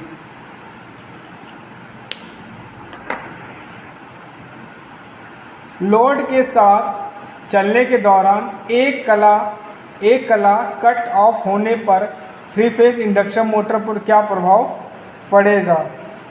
एक बार में रुक जाएगी, मोटर समान रूप से चलेगी, मोटर धीमी गति के साथ गुनगुने शोर के साथ चलती है, मोटर धीमी गति से चलेगी लेकिन थोड़ी देर बाद वाइंडिंग। अरे इसके पहले जो क्वेश्चन बच्चों वही क्वेश्चन पूछ लिया था, वही चीज़ है। ठीक है, तो क्या होगा? कुछ देर तक चलेगी, उसके बाद क्या हो जाएगी? जल जाएगी, वाइंडिंग जल जाएगी। चलिए अगला क्वेश्चन देखते हैं। एकल कलाबद्ध प्रिवेटर के साथ स्टार्टर चालू नहीं होने का क्या दोष है? अनुचित कलाक्रम, लाइन वोल्टेज में उतार चढ़ाव, आपूर्ति लाइनों में ढीला संयोजन, मोटर पर गलत टर्मिनल संयोजन। तो बच्चों आंसर क्या होगा? अनुचित कलाक्रम, मतलब जो फेज सीक्वेंस है वो सही नहीं है। ठीक बच्चों, चलिए अगला क्वेश्चन देखते हैं। लोड होने पर AC 3 फेज इंडक्शन मोटर में कम गति पर चलने पे क्या दोष है? गलत मोटर कनेक्शन, गलत स्टार्टर कनेक्शन, रोटर वाइंडिंग में खुला सर्किट, स्टेटर वाइंडिंग में आंशिक रूप से लघु पतन। तो बच्चों आंसर क्या होगा? स्टेटर वाइंडिंग में क्या होगा? शॉर्ट सर्किट है। ठीक है, तो बच्चों आपका चौथा ऑप्शन बिल्कुल सही है। चलिए अगला क्वेश्चन देखते हैं। कौन सा दोष स्थिति में थर्मल अधिभार रिले AC प्रेरण मोटर की रक्षा करता है? शॉर्ट सर्किट, खुला सर्किट, अतिधारा, कम वोल्टेज। तो जो आपकी रिले होगी वो क्या करेगी? आपको ओवर करंट से बचाएगी। चलिए अगला क्वेश्चन देखते हैं। 3 फेज मोटर स्टार्टर का सिंगल फेज प्रिवेंटर के साथ बारंबार ट्रिप का कारण कौन सा है? गलत फ्यूज रेटिंग, असंतुलित लाइन वोल्टेज, OLR की गलत सेटिंग, और अचित कलाक्रम। तो बच्चों आंसर क्या होगा? OLR की गलत सेटिंग होगा। चलिए अगला क्वेश्चन देखते हैं। इंडक्शन मोटर के रोटर में खुले सर्किट का क्या प्रभाव होता है? मोटर शुरू नहीं होती, मोटर में ओवरहीटिंग, शॉर्ट का अतिरिक्त कंपन, मोटर बहुत धीमी गति से चलती है। तो बच्चों देखिए, अगर आपका कोई फेस हट जाता है या ओपन हो जाता है तो उस कंडीशन में क्या होगी? मोटर आपकी धीरे धीरे चलेगी लेकिन कुछ देर बाद क्या होगी? वाइंडिंग उसकी जल जाएगी। ठीक है, तो बच्चों इसमें आंसर क्या होगा? मोटर बहुत धीमी गति से चलती है। चलिए अगला क्वेश्चन देखते हैं। मोटर के कुछ समय चलने के बाद फ्यूज लगातार उड़ने का कारण क्या है? ठीक है, अनुचित अर्थिंग, मोटर की ओवरलोडिंग, भारी वोल्टेज उतार चढ़ाव, वाइंडिंग में खराब इंसुलेशन। तो देखिए, वाइंडिंग में खराब इंसुलेशन होगा तो शॉर्ट सर्किट हो जाएगा। ठीक है, इसलिए क्या हो जाएगा? वाइंडिंग में खराब इंसुलेशन। चलिए अगला क्वेश्चन देखते हैं। 3 फेज प्रेरण मोटर का क्या होता है अगर एक कला शुरू होने के दौरान विफल हो जाता है? ठीक है, मोटर चलती है और तुरंत रुक जाती है, मोटर लगातार धीमी गति से चलती है, मोटर चलती है और अधिक धारा खींचती है, अनियमित गति से मोटर चलती रहती है। तो बच्चों पहला ऑप्शन बिल्कुल सही है, मोटर चलती है और तुरंत रुक जाती है। चलिए अगला क्वेश्चन देखते हैं। एक फिगर दे दिया गया आपको और पूछ रहा है कि वाइंडिंग के किस प्रकार के परीक्षण का चित्रण किया गया है। पोलैरिटी टेस्ट, प्रतिरोध परीक्षण, short circuit test, voltage drop परीक्षण। तो बच्चों इसमें आंसर क्या हुआ? इंसुलेशन, ठीक, रेजिस्टेंस टेस्ट हो रहा है। तो बच्चों आज मैंने आपको इंडक्शन मोटर के इम्पॉर्टेंट क्वेश्चन निम्न के बताए हैं। इन क्वेश्चंस को आप देखिएगा, पूरा देखिएगा और हो सकेगा तो मेरे वीडियो को शेयर कर दीजिएगा, जिससे आपके फ्रेंड्स की और आपकी तैयारी अच्छे से हो जाए। और मेरी शुभकामनाएं हैं कि आप अच्छे से नंबर प्राप्त करें और अपने जीवन में सफल हों। और प्लीज़ मेरे चैनल को लाइक करिए, शेयर करिए एंड सब्सक्राइब करिए। Thank you. हेलो बच्चों, आपका मेरे चैनल शिक्षा घर में स्वागत है। आज हम CBT एग्ज़ाम के लिए अल्टरनेटर के कुछ इम्पॉर्टेंट क्वेश्चंस बताने जा रहे हैं। इन इम्पॉर्टेंट क्वेश्चन से ही आपके CBT एग्ज़ाम में क्वेश्चंस आएंगे, तो कोशिश करिए कि आप इन क्वेश्चन को बढ़िया से याद कर लिए, तैयार कर लीजिए। और प्लीज़ मेरे चैनल को लाइक करिएगा, शेयर करिएगा एंड सब्सक्राइब करिएगा, जिससे आपके फ्रेंड्स की अच्छे से तैयारी हो सके। चलिए स्टार्ट करते हैं। एक आदर्श अल्टरनेटर में EMF फेज़ गणना करने के लिए सूत्र का उपयोग किया जाता है। आपसे जो अल्टरनेटर होता है उसमें जो EMF होता है उसका फॉर्मूला पूछ रहा है। E = 5 FT/2.22, E = 5 FT/4.44, E = 2.225 FT और E = 4.445 FT। तो बच्चों आंसर क्या होगा आपका? चौथा ऑप्शन बिल्कुल सही है। जो आपका EMF होता है अल्टरनेटर का, वो लगभग ट्रांसफार्मर के EMF के लगभग समान होता है। तो आप ट्रांसफार्मर का अगर EMF आपको याद है तो आप क्या कर लेंगे, इसको भी कर लेंगे, ठीक है। चलिए अगला क्वेश्चन देखते हैं।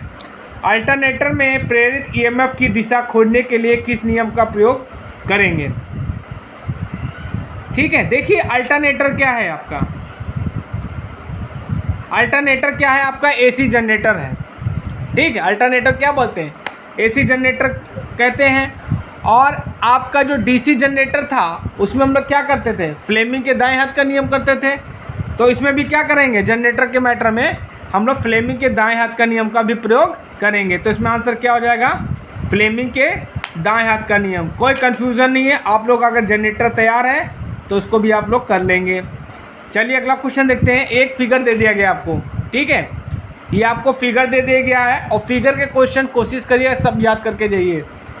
कह रहा है what is the name of the part of the alternator. ये आपको एरो दे दिया है और पूछा है कि ये कौन सा पार्ट है अल्टरनेटर का। स्टेटर है, एक्साइटर है, मुख्य ध्रुव रोटर है, चिकना बेलनाकार रोटर है। तो बच्चों क्या है? ये साइलेंट पोल रोटर है। क्या है ये? साइलेंट पोल रोटर है। चलिए अगला क्वेश्चन देखते हैं। फिर से आपसे EMF का एक क्वेश्चन पूछ रहा है। इस बार KP KD के फॉर्म में पूछ रहा है, ठीक है। यहाँ पे इन्होंने KP की यहाँ KC दे दिया है, कोई दिक्कत नहीं है, आप KP भी कह सकते हैं। कई बुकों में आपको KC भी मिलेगा, कई बुकों में आपको KP भी मिलेगा। अल्टरनेटर के EMF समीकरण की गणना करने का सूत्र क्या है? E = 4.44 KD KP 5M। दूसरा दिया है 2.22 KD KC 5FM। और चौथा दिया आपको, तीसरा दिया है 4.44 KD KP FT5 और चौथा दिया है 1.11 KD KC 5FT। तो बच्चों आपका थर्ड ऑप्शन बिल्कुल सही है, 4.44 KD KC FT5। चलिए अगला क्वेश्चन देखते हैं। कह रहा है हाउ अल्टरनेटर आर रेटेड। कह रहा है अल्टरनेटर की रेटिंग किस में होती है? ये क्वेश्चन पूछ रहा है आपसे। KVA में होती है, KW में होती है, MW में होती है, KV में होती है। तो जो अल्टरनेटर होता है इसकी रेटिंग हम लोग क्या लेते हैं? KVA में लेते हैं, ठीक है। और ट्रांसफार्मर की भी जो रेटिंग किस में होती है बच्चों? KVA में होती है। ये भी आपको पता होना चाहिए। KW किसकी रेटिंग होगी? आपकी DC मोटर और DC जनरेटर की। चलिए अगला क्वेश्चन देखते हैं। अल्टरनेटर में प्रतिशत वोल्टेज विनियमन की गणना करने के लिए किस सूत्र का प्रयोग करेंगे? ठीक है, किया जाता है FL minus VFL minus VNL upon VFL into 100। देखिए FL मतलब क्या है कि फुल लोड पे आउटपुट वोल्टेज, और NL मतलब है नो लोड पे आउटपुट वोल्टेज। ठीक, और आपको तो बच्चों इसमें जो आंसर हो गया वही मैं बता दे रहा हूँ आपको, इसमें बहुत छोटा छोटा दिया है। तो इसमें आंसर क्या होगा आपका, जो वोल्टेज रेगुलेशन निकालते हैं VR percentage is equal to होता है आपका VNL minus VFL upon VFL into 100। देखिए कोई भी मशीन हो आपकी, सबका वोल्टेज रेगुलेशन क्या होता है, यही होता है। चाहे आप ट्रांसमिशन लाइन में भी ले लीजिए, सबका वोल्टेज रेगुलेशन का फॉर्मूला यही होता है। चाहे आपका ट्रांसफार्मर हो, चाहे आपकी मोटर हो, सबका यही रहेगा, एक ही फॉर्मूला आपको याद करना है। ठीक है, चलिए अगला क्वेश्चन देखते हैं। 1000 RPM पर 6 पोल वाले एक अल्टरनेटर की आवृत्ति क्या होगी? चलिए लगा देते हैं formula. N equal to 120 F/P।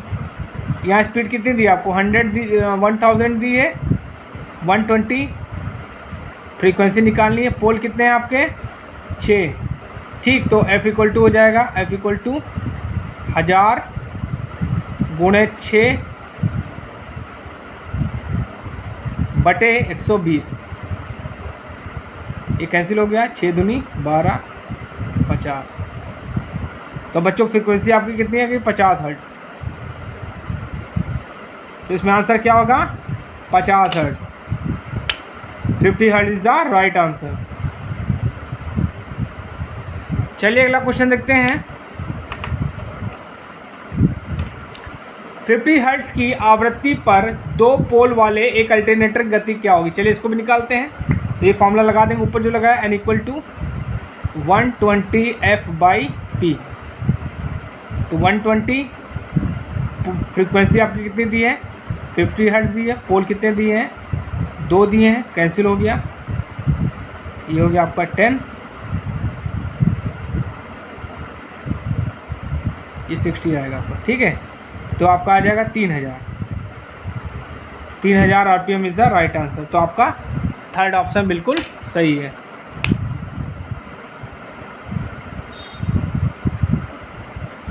चलिए अगला क्वेश्चन देखते हैं।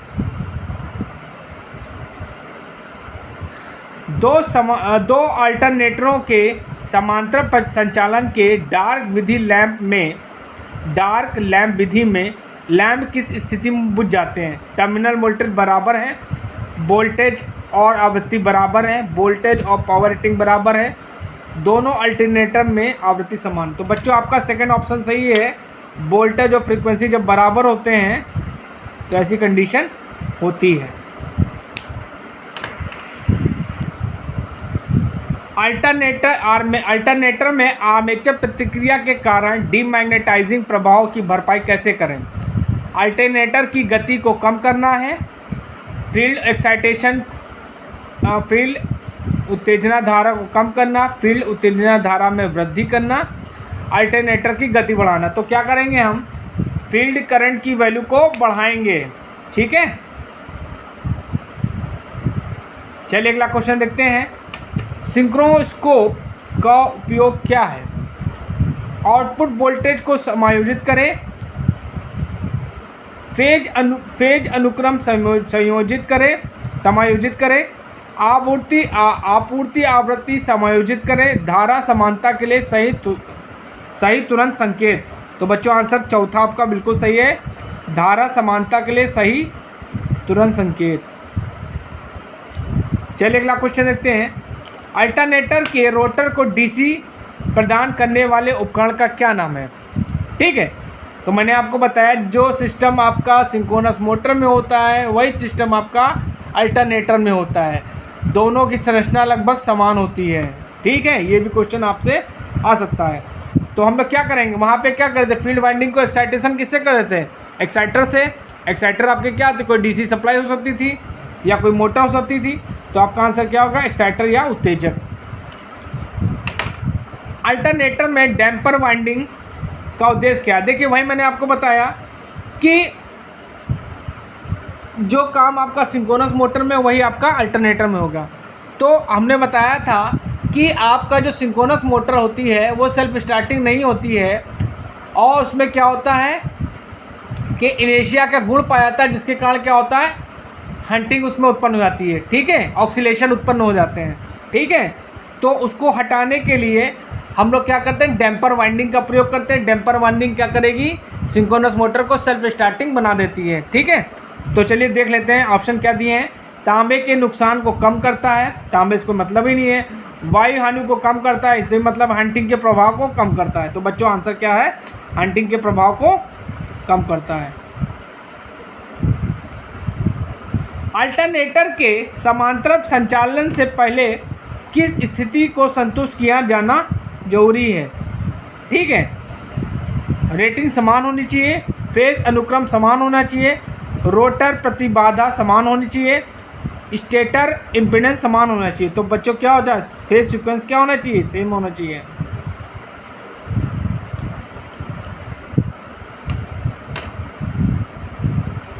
बच्चों ये क्वेश्चन आप अपने आप करिएगा, इसी में क्वेश्चन मैं कई बता चुका हूँ आपको। दो अल्टरनेटरों के समांतर होने के दौरान दो लैंप किस हालत में जलते हैं और एक लैंप बुझ जाता है। टर्मिनल वोल्टेज बराबर हैं, वोल्टेज और फ्रीक्वेंसी बराबर है, वोल्टेज और फेज अनुक्रम बराबर है, दोनों अल्टरनेटर समान आवृत्ति पर प्राप्त होते हैं। तो बच्चों आंसर पहला सही, सेकंड सही है, वोल्टेज फ्रीक्वेंसी बराबर है।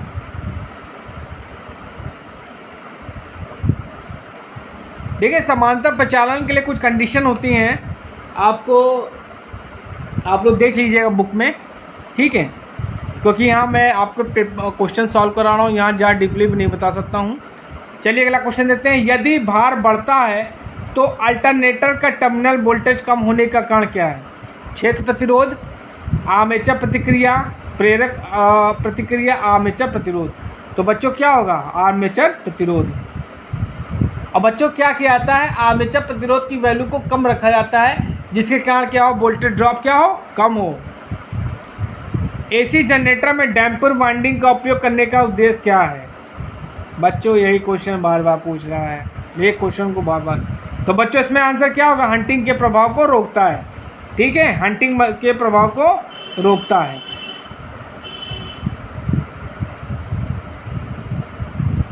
चलिए अगला क्वेश्चन देखते हैं। अब ये आपको एक फिगर दे दिया गया है, पूछा है कि अल्टरनेटर का प्रकार क्या है। ब्रश रहित अल्टरनेटर है, 3 फेज अल्टरनेटर है, एकल फेज अल्टरनेटर, सैलिएंट ध्रुव प्रकार अल्टरनेटर है। तो बच्चों क्या होगा, ब्रश रहित अल्टरनेटर है।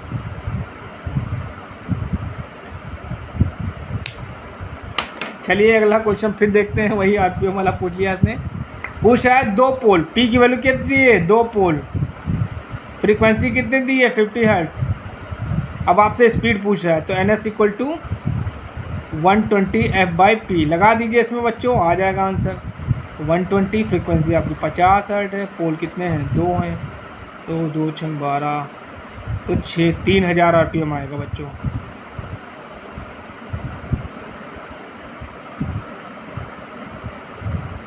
अच्छा बेटा RPM नहीं पूछा, RPS पूछ रहा है, ठीक है, पर सेकंड में पूछ रहा है, ठीक।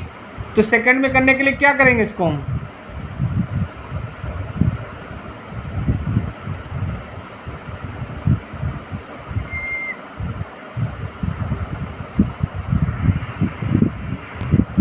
तो बच्चों यहाँ पे RPS पूछ रहा है, तो क्या हो जाएगा, ये हो जाएगा 120 × 50/2 × 60 हो जाएगा, ठीक, कैंसिल हो जाएगा। तो आपकी कितनी आ जाएगी, 50 RPS, कितनी आ जाएगी, 50। तो 50 RPS आपका बिल्कुल सही है। चलिए अगला क्वेश्चन देखते हैं। घूर्णन क्षेत्र प्रकार अल्टरनेटर का उपयोग करने का क्या फ़ायदा है। क्षेत्र में दोष का पता लगाना आसान है, अल्टरनेटर के साथ लोड को कनेक्ट करना आसान है। दौड़ने के दौरान गर्मी को फैलाना आसान है। 2 स्लिप रिंगों की आवश्यकता होती है चाहे फेजों संख्या कितनी भी हो। तो बच्चों आपका चौथा ऑप्शन बिल्कुल सही है।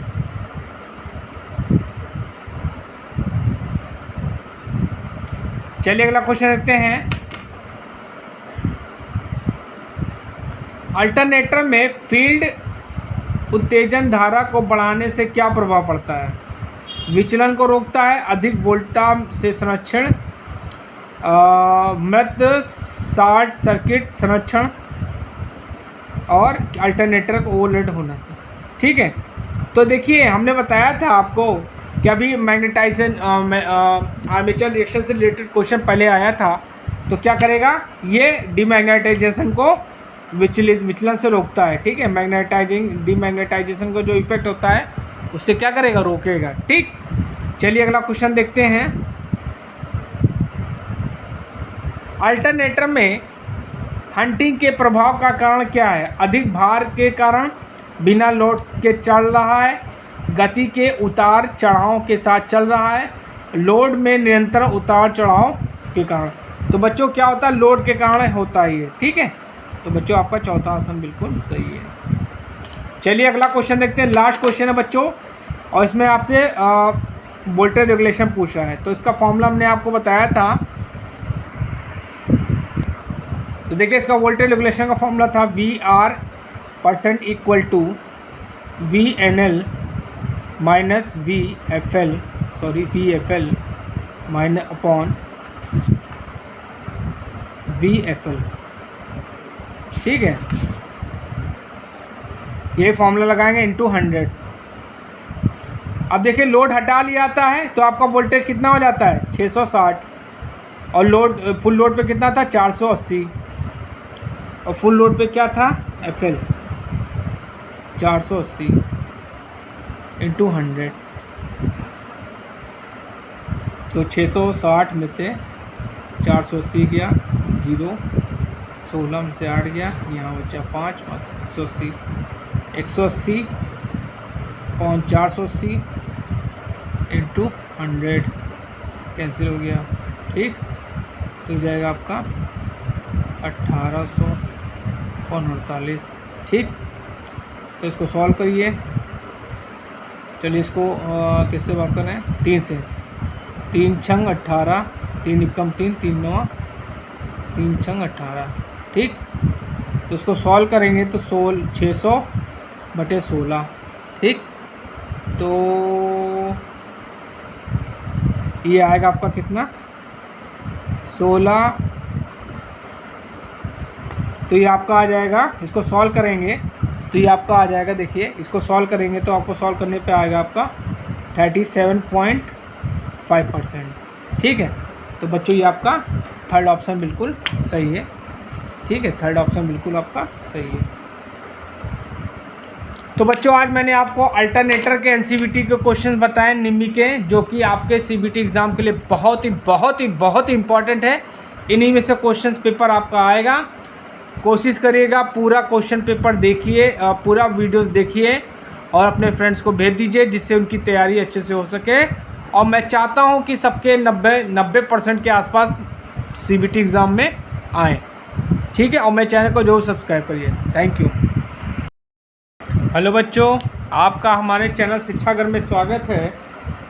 आप लोगों के सीबीटी एग्ज़ाम के लिए इलेक्ट्रीशियन सेकेंड ईयर वालों के लिए मैं आज सिंक्रोनस मोटर के एनसीवीटी के क्वेश्चन सॉल्व कराने जा रहा हूं। इन क्वेश्चंस को बड़े ध्यान से देखिएगा, समझिएगा और हो सकेगा तो नोट्स में लिख लीजिएगा। इसी क्वेश्चन से आपका सीबीटी एग्ज़ाम के क्वेश्चंस आएंगे। और अगर आप मेरे चैनल पर नए हैं तो प्लीज़ मेरे चैनल को लाइक करिए, शेयर करिए एंड सब्सक्राइब करिए। चलिए स्टार्ट करते हैं। पहला क्वेश्चन देखते हैं। What is the name of the converter. ठीक है, ये आपको एक कन्वर्टर दे दिया गया है और पूछ रहा है ये कौन सा कन्वर्टर। ठीक है, ऑप्शन दिया है metal rectifier, rotary converter, mercury arc rectifier, silicon control rectifier. तो बच्चों ये आपका कन्वर्टर क्या है? Silicon control rectifier. तो इसमें आंसर क्या होगा? Silicon control rectifier.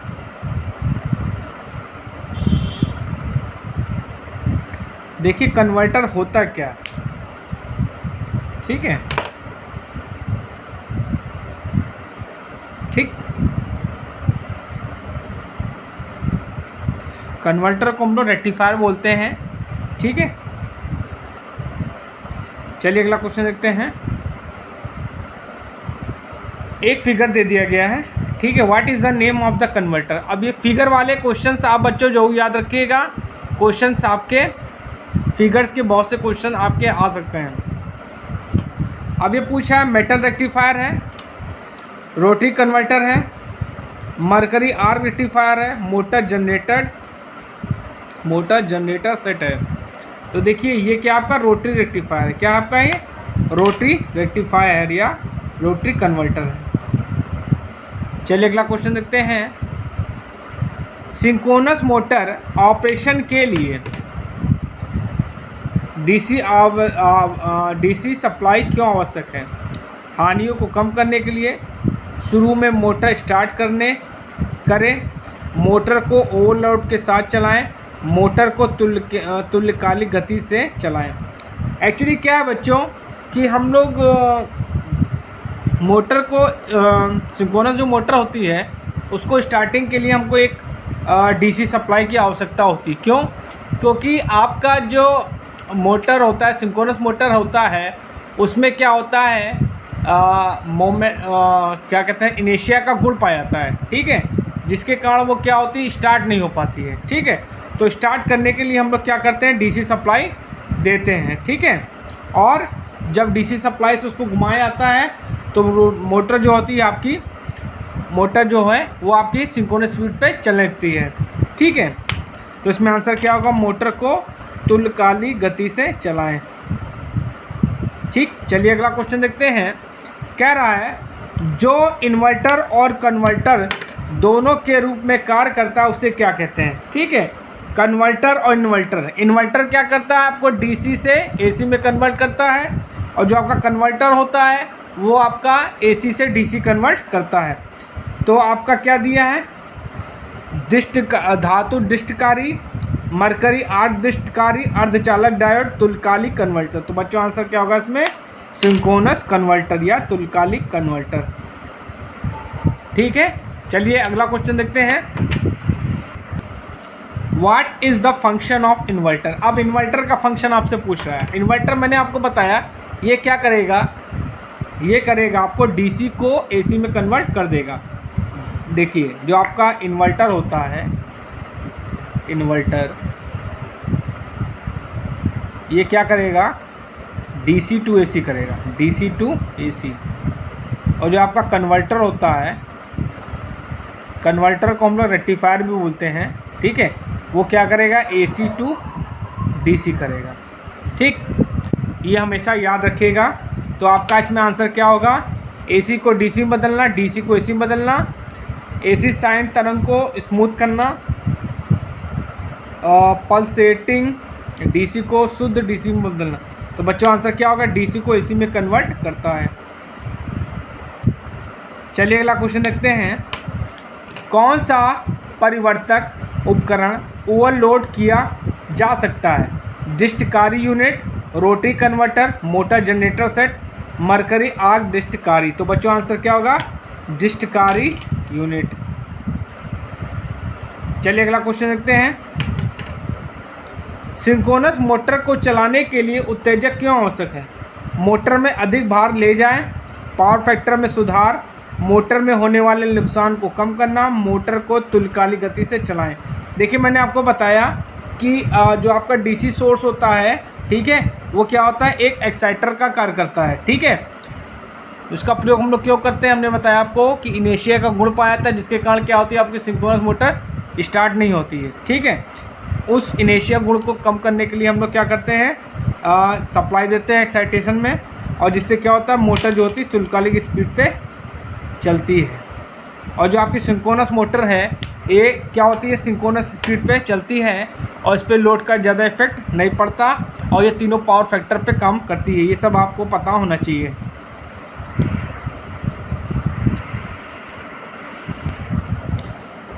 किस एप्लीकेशन को केवल डीसी की आवश्यकता होती है? ठीक है, विद्युत लेपन, वोल्टेज बढ़ाना, इंडक्शन मोटर प्रचालन, प्रतिकर्षण मोटर। तो देखिए इलेक्ट्रोप्लेटिंग में हम लोग क्या करते हैं, डीसी की आवश्यकता होती है और इलेक्ट्रोप्लेटिंग में आपका डीसी मोटर यूज़ होता है।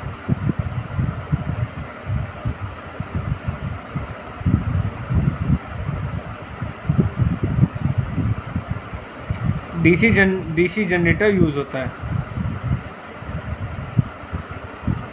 ठीक है, तो इसमें आंसर क्या होगा? इलेक्ट्रोप्लेटिंग। क्या होगा? इलेक्ट्रोप्लेटिंग।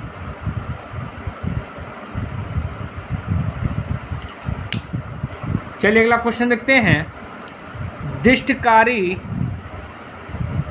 डिस्टकारी डायोड में एलईडी को कन्वर्टर के रूप में क्यों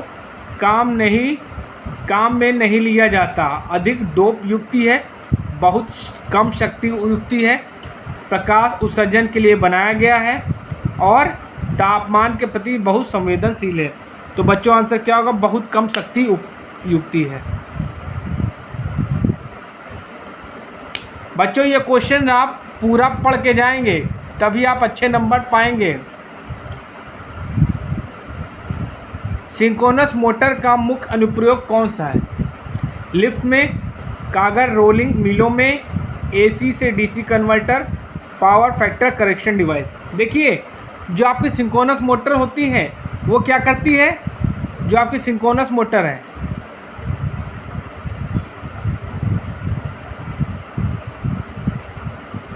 ये क्या होती है? सिंक्रोनस स्पीड पे चलती है। किस पे? सिंक्रोनस स्पीड पे। और इसका प्रयोग हम लोग क्या करते हैं? पावर फैक्टर इंप्रूवमेंट के लिए। किसके लिए? पावर फैक्टर इंप्रूवमेंट के लिए। और इसका पावर फैक्टर लगभग क्या होता है? 1 होता है। ठीक है, तो बच्चों आंसर क्या होगा? पावर फैक्टर करेक्शन डिवाइस, मतलब पावर फैक्टर को ये अच्छा करता है। ठीक,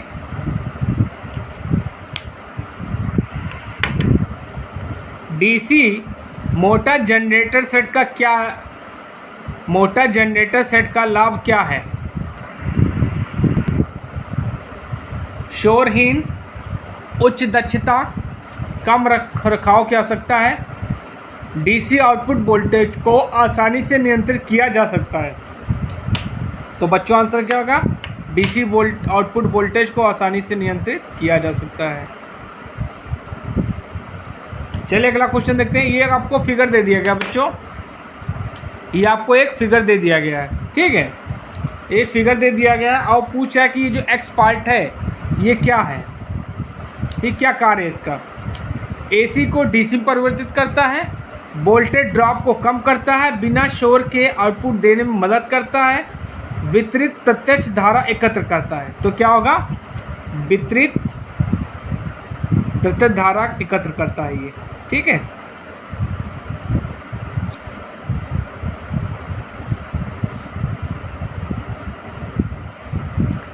चलिए अगला क्वेश्चन देखते हैं। रोटेशन शुरू में एक तुल्यकालीन मोटर में डैम्पर वाइंडिंग का प्रयोग क्यों करते हैं? देखिए मैंने आपको बताया कि जो आपकी जो सिंक्रोनस मोटर होती है वो क्या होती है, उसका जो उसमें क्या होता है, इनेर्शिया का गुण पाया जाता है। ठीक है, और ये सेल्फ स्टार्टिंग नहीं होती है। सिंक्रोनस मोटर जो होती है बच्चों ये सेल्फ स्टार्टिंग नहीं होती है। इसको सेल्फ स्टार्टिंग बनाने के लिए हम लोग डैम्पर वाइंडिंग का प्रयोग करते हैं। चलिए ऑप्शन देख लेते हैं। रोटेशन शुरू करने के लिए उच्च वोल्टेज का उत्पादन करें, मोटर को घुमाने के लिए उच्च धारा का उत्पादन करें, टार्क पैदा करता है और तुल्यकालीन गति के पास चलता है, एक नियत गति बनाए रखने के लिए एक उच्च चुंबकीय क्षेत्र का निर्माण करें। तो बच्चों आंसर चौथा आपका बिल्कुल सही है, एक नियत गति बनाए रखने के लिए उच्च चुंबकीय क्षेत्र का निर्माण करें। चलिए अगला क्वेश्चन देखते हैं। सिंक्रोनस मोटर सिंक्रोनस गति से क्यों नहीं चलती? देखिए वही क्वेश्चन पूछ लिया है। अपर्याप्त उत्तेजना, दोषपूर्ण पोनी मोटर, खुली डैम्पर वाइंडिंग में सॉल्ट। तो देखिए अपर्याप्त उत्तेजना मतलब एक्साइटेशन, उसको जो चाहिए होता है वो मिल नहीं पाता है, ठीक है, इसलिए वो स्टार्ट नहीं हो पाती। और स्टार्ट करने के लिए क्या करें हम लोग, डैम्पर वाइंडिंग का प्रयोग करते हैं या एक्सटर्नल सोर्स के द्वारा उसको एक्साइटेशन करते हैं। चलिए अगला क्वेश्चन देखते हैं। सिंक्रोनस मोटर को सिंक्रोनस कंडेंसर के रूप में कैसे प्रयोग किया जाता है? मोटर लोड में बदलाव, रोटर उत्तेजना में बदलाव। तो बच्चों इसमें आंसर क्या होगा, रोटर उत्तेजना में बदलाव। चलिए अगला क्वेश्चन देखते हैं। सिंक्रोनस मोटर में डैम्पर वाइंडिंग का क्या कार्य है? पावर फैक्टर बनाए रखे, फील्ड वाइंडिंग को उत्तेजित करें, नियत गति बनाए रखें, सिंक्रोनस को स्टार्ट करें। तो मैंने आपको क्या बताया, जो डैम्पर वाइंडिंग करते हैं हम लोग सिंक्रोनस मोटर को सेल्फ स्टार्टिंग बनाने के लिए करते हैं। तो ये क्या होगा, इसमें ऑप्शन क्या हो जाएगा, सिंक्रोनस मोटर शुरू करें। ठीक, चलिए अगला क्वेश्चन देखते हैं। कौन से कन्वर्टर में उच्च दक्षता है? SCR converter, rotary converter, motor generator set, mercury arc rectifier. तो बच्चों आंसर क्या होगा, SCR कन्वर्टर। कन्वर्टर में बच्चों मोस्टली हम लोग क्या करते हैं, SCR या थरिस्टर का प्रयोग करते हैं। SCR को ही थरिस्टर बोलते हैं। और अगर आप लोगों को सिंक्रोनस मोटर के और क्वेश्चंस पढ़ने हैं कंपटीशन की तैयारी के लिए, तो मेरे आप चैनल के प्लेलिस्ट में जाइएगा, वहाँ पे मैंने सिंक्रोनस मोटर के बहुत सारे क्वेश्चंस ऑब्जेक्टिव बताए हैं। चलिए अगला क्वेश्चन देखते हैं। कैसे तुल्यकालिक मोटर पावर फैक्टर सुधारक के रूप में कार्य करता है? लाइन वोल्टेज में बदलाव, फील्ड उत्तेजना में बदलाव, मोटर की गति बढ़ाना, मोटर की गति घटाना। तो देखिए आप कैसे करेंगे, पहले मोटर को हम लोग क्या करेंगे, जो आपकी फील्ड होगी उसको क्या करेंगे, उत्तेजना में उसमें बदलाव करेंगे। तो आंसर क्या होगा आपका, दूसरा सही है, फील्ड उत्तेजना में बदलाव। तो बच्चों आज मैंने सिंक्रोनस मोटर के लगभग 18 NCVT निम्मी के क्वेश्चन आपको सॉल्व कराए हैं। इन क्वेश्चंस को आप ध्यान से देखिएगा, समझिएगा और हो सकेगा तो शेयर कर दीजिएगा, जिससे आप लोगों के आपकी और आपके फ्रेंड्स की तैयारी अच्छे से हो सके। इसी में से क्वेश्चन आपके CBT एग्ज़ाम में आएंगे। Thank you.